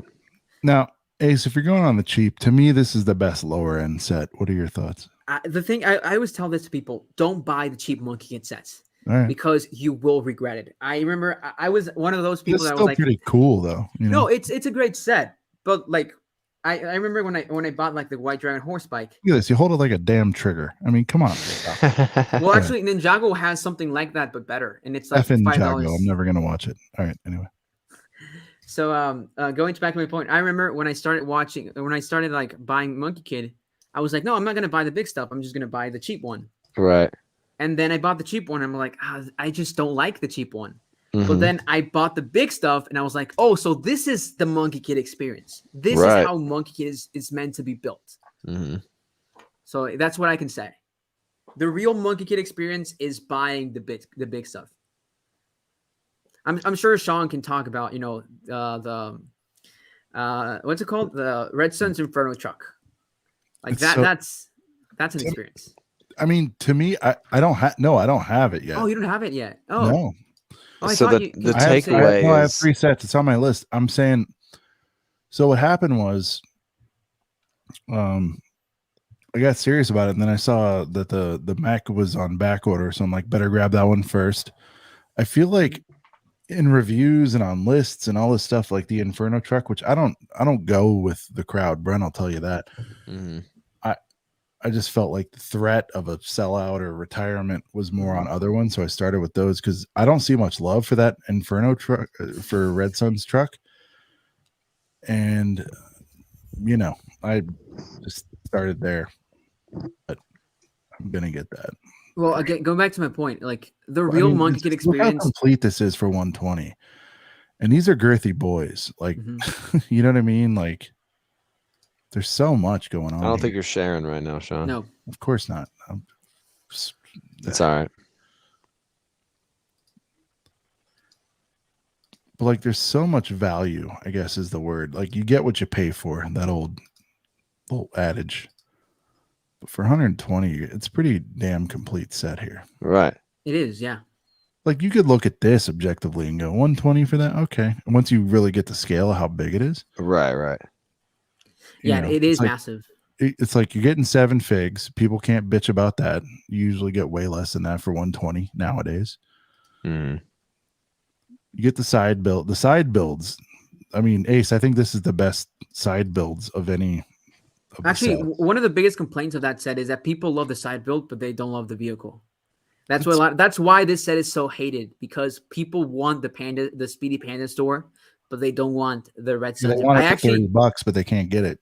If you look at, like, I remember going like on Bricklink, looking at some Monkey Kid listings, people have the Red Suns Inferno truck just being sold, just the truck and the tuk-tuk. No, actually, not even the tuk-tuk, just like Red Suns Inferno truck as a whole. And they keep the builds, but they sell the Inferno truck. And we didn't see this, but here's why I base this as a great value. So we haven't zoomed in on this. See, Ace, to me, it's like you're getting a better version of the Iron Bull tank with the Red Suns Inferno. Aesthetically, you know what I mean? Like, they're pretty similar, Brent. You know, if you look at it like this versus. Well, that's what I like about Monkey Kid is its language design.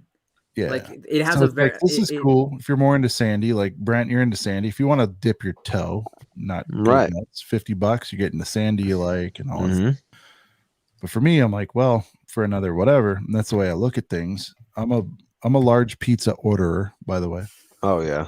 Yeah, okay. Because well, I mean, it's like you get the small, but for a little more, you can get the large. And get leftover. That's the way I look at life. A small or a medium pizza just looks sad sometimes. Well, I'm just saying, it's like it's like you're already spending 10. Why not bump it another? So the takeaway is, if you want the real Ninjago experience, you got to go with the girth.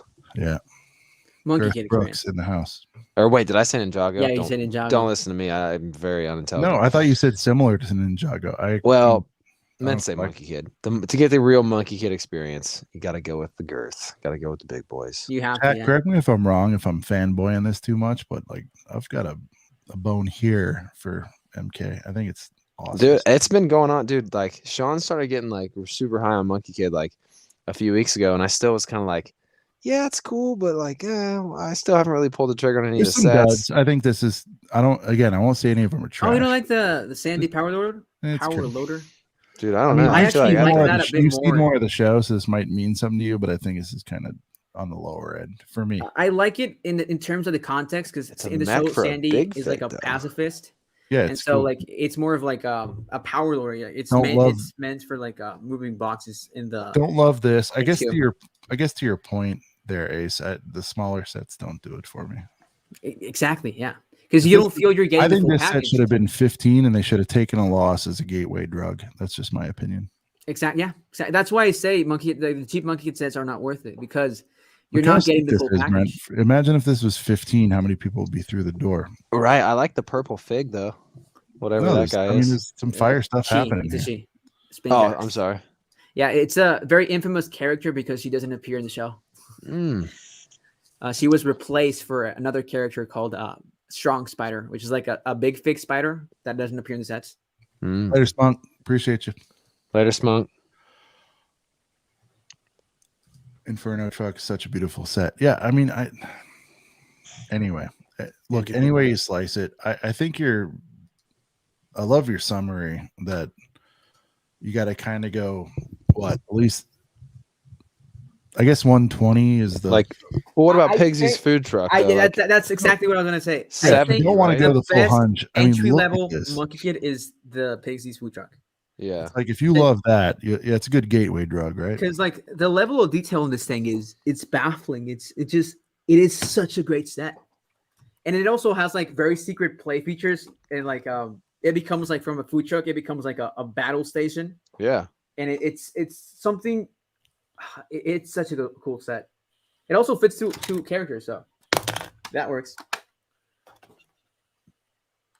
No, this has been a set. Like I've went into Lego stores and been like, "You guys got Monkey Kid?" I'm like, "Yeah, we got some sets in the back." I'm like, "You got that food truck?" And they're like, "Nah, we got this and this and this." Actually, my Lego store had like 3, and they just couldn't sell them. It's always stuff is always available where you aren't. When you're looking for something. Sure. Like I literally walked into my Kohl's today, and they had 3 full boxes of Marvel CMFs, and I was like, "Where were those at? Like when I really, really needed them." I mean, I have the whole series, but still, like three boxes. Them. Yeah. There was like a vlog, and we talked about it a few episodes ago. I went to like multiple Targets, like 7 Targets to try to find them because they didn't have them in my Lego store, but I ended up getting them all.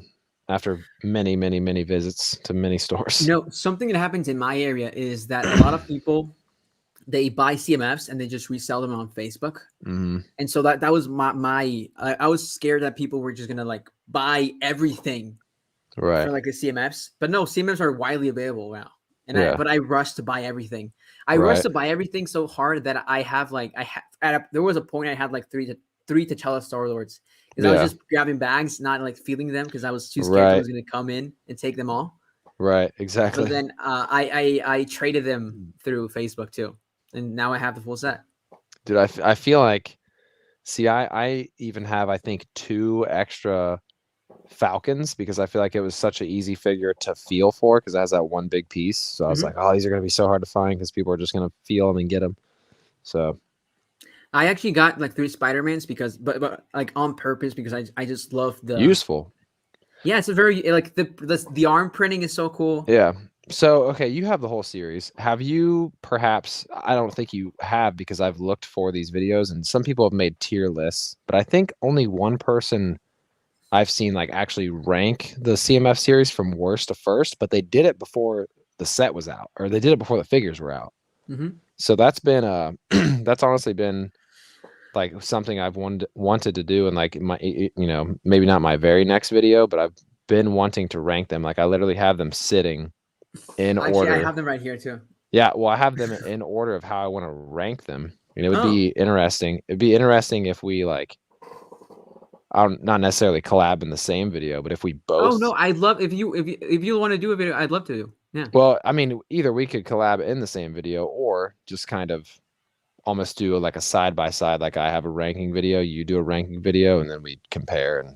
Oh yeah. Something along those lines. I'm seeing. This is why I'm so intrigued to watch your Monkey Kid set ranking, because I am such a sucker for ranking videos, whether it's movies, Lego sets, people ranking the themes. I love worst to first, whether it's like a wave of sets or everything.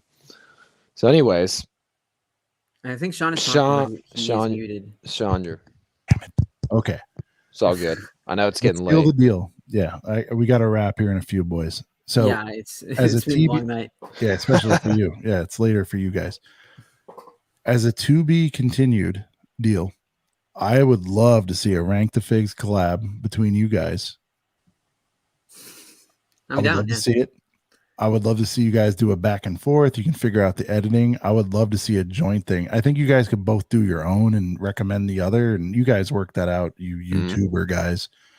But I think it'd be cool to see you guys like, Brent does his number. Is there 12 in that set? 12. I believe? Yeah. 12. Brent does 12. Ace does 12. Don't tell each other, send each other the video. You guys decide who chops it up. And I would just love to see how similar or how different they are. I think that's so much cooler than Ace does his 12 and then says, hey, go watch Brent's video. In my opinion, as a fan of, I agree. You mentioned it earlier, as a fan of lists.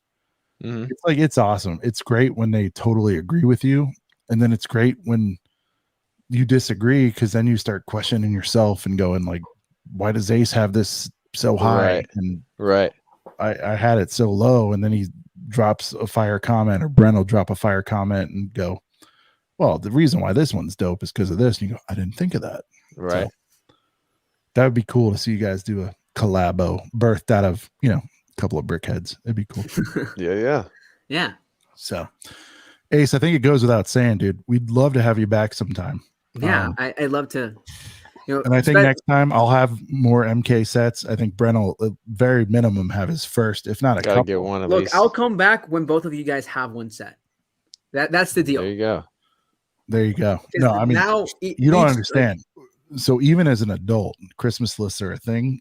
Wave 1 will happen 1,000,000% by the end of Q4. So. Also, don't forget to watch the. I already have the noodle tank. I don't have it in front of me. But I've so you were that's saying that Nick on Planet Ripple. Yeah. I have already watched his Bionicle Rewind. Yeah. Like I didn't watch all of it, but I had like some of it watched, and as soon as you told me who it was and I looked him up, I was like, oh my god, this is the guy that did that freaking epic Bionicle Rewind. Yeah, Nick is one of the coolest people I know. Actually, I made a video with him for like an April Fool's video. He hit me up, being like, "Hey, do you want to make a video where I fake my death?" And it's like an April Fool's video. Like I start, but then we go to these, like we travel to this parallel dimension where I'm dead. You're narrating. You're making a video in this like other dimension, but you're like another YouTube channel, and I think the channel, like the fake channel, was called Brick Memories, and like we even made like a fake account called Brick Memories. Oh my god! And we will, and like in the comments, we would reply using the Brick Memories account. Oh, yeah. And then that was a fun video, and that's how we met Nick. And then we started talking. We both loved like Lego. My one of my subscribers is saying like bring back Brick Memories, and nice. you know the whole video was like Nick is Brick Memories for Lego fans that passed? Is that what that is? No. It's for this stats fake account. Or themes. It's a fake account we made for like for Nick, when Nick, like the idea is that in this universe, Brick Memories looks at old dead Lego YouTube channels. Mm-hmm. That was the idea. And so like me being, you know, Brick Memories, I was looking at Nick on Planet Ripple, whom he never finished Lego Rewind. That was the concept. Like, because Nick, for a long time, he wanted to finish Lego Rewind, which Lego Rewind is like this project where he like goes through old Lego themes. It works a lot for like older people, like nostalgia, and for newer fans for like to understand old Lego. Yeah, and get caught up. Yeah, you should watch, Sean, Lego Rewind. It's a great series. It's like 40 episodes. And so Nick had this idea, like, what if Lego Rewind was never a thing? Like, what if I just did 4 episodes and I died? And, you know, 4 years later, this guy is, you know, looking at my content. Yeah. And criticizing it, you know, but I'm dead. And then the video ends. Well, I wouldn't spoil how the video ends, but it's right. It's and this is all on Nick's channel. Yeah, so I think it's it was published on April Fool's video and on April Fool's. So I think it's like April Fool's video. I think it's what it's called. Okay, cool. Yeah, no, we should definitely check it out. Well, gentlemen, I think this has been a very fun and record-breaking episode. Brent, we're on 2 hours and 43. Let's go, episode 12, baby. Actually, yesterday I recorded a podcast. It was 3 hours. There you go. All right, after we're staying another 17. No, I'm kidding. All right. Well, it has been an awesome episode. We'd like to first off thank Ace from My Brick Opinions for stopping by. Happy birthday to my boy, to my tag team partner, my bud, Brent from Brent's Bricks. I am, of course, Sean the Right Way. And this right here, this whole thing, this mess of a show has been, quite frankly,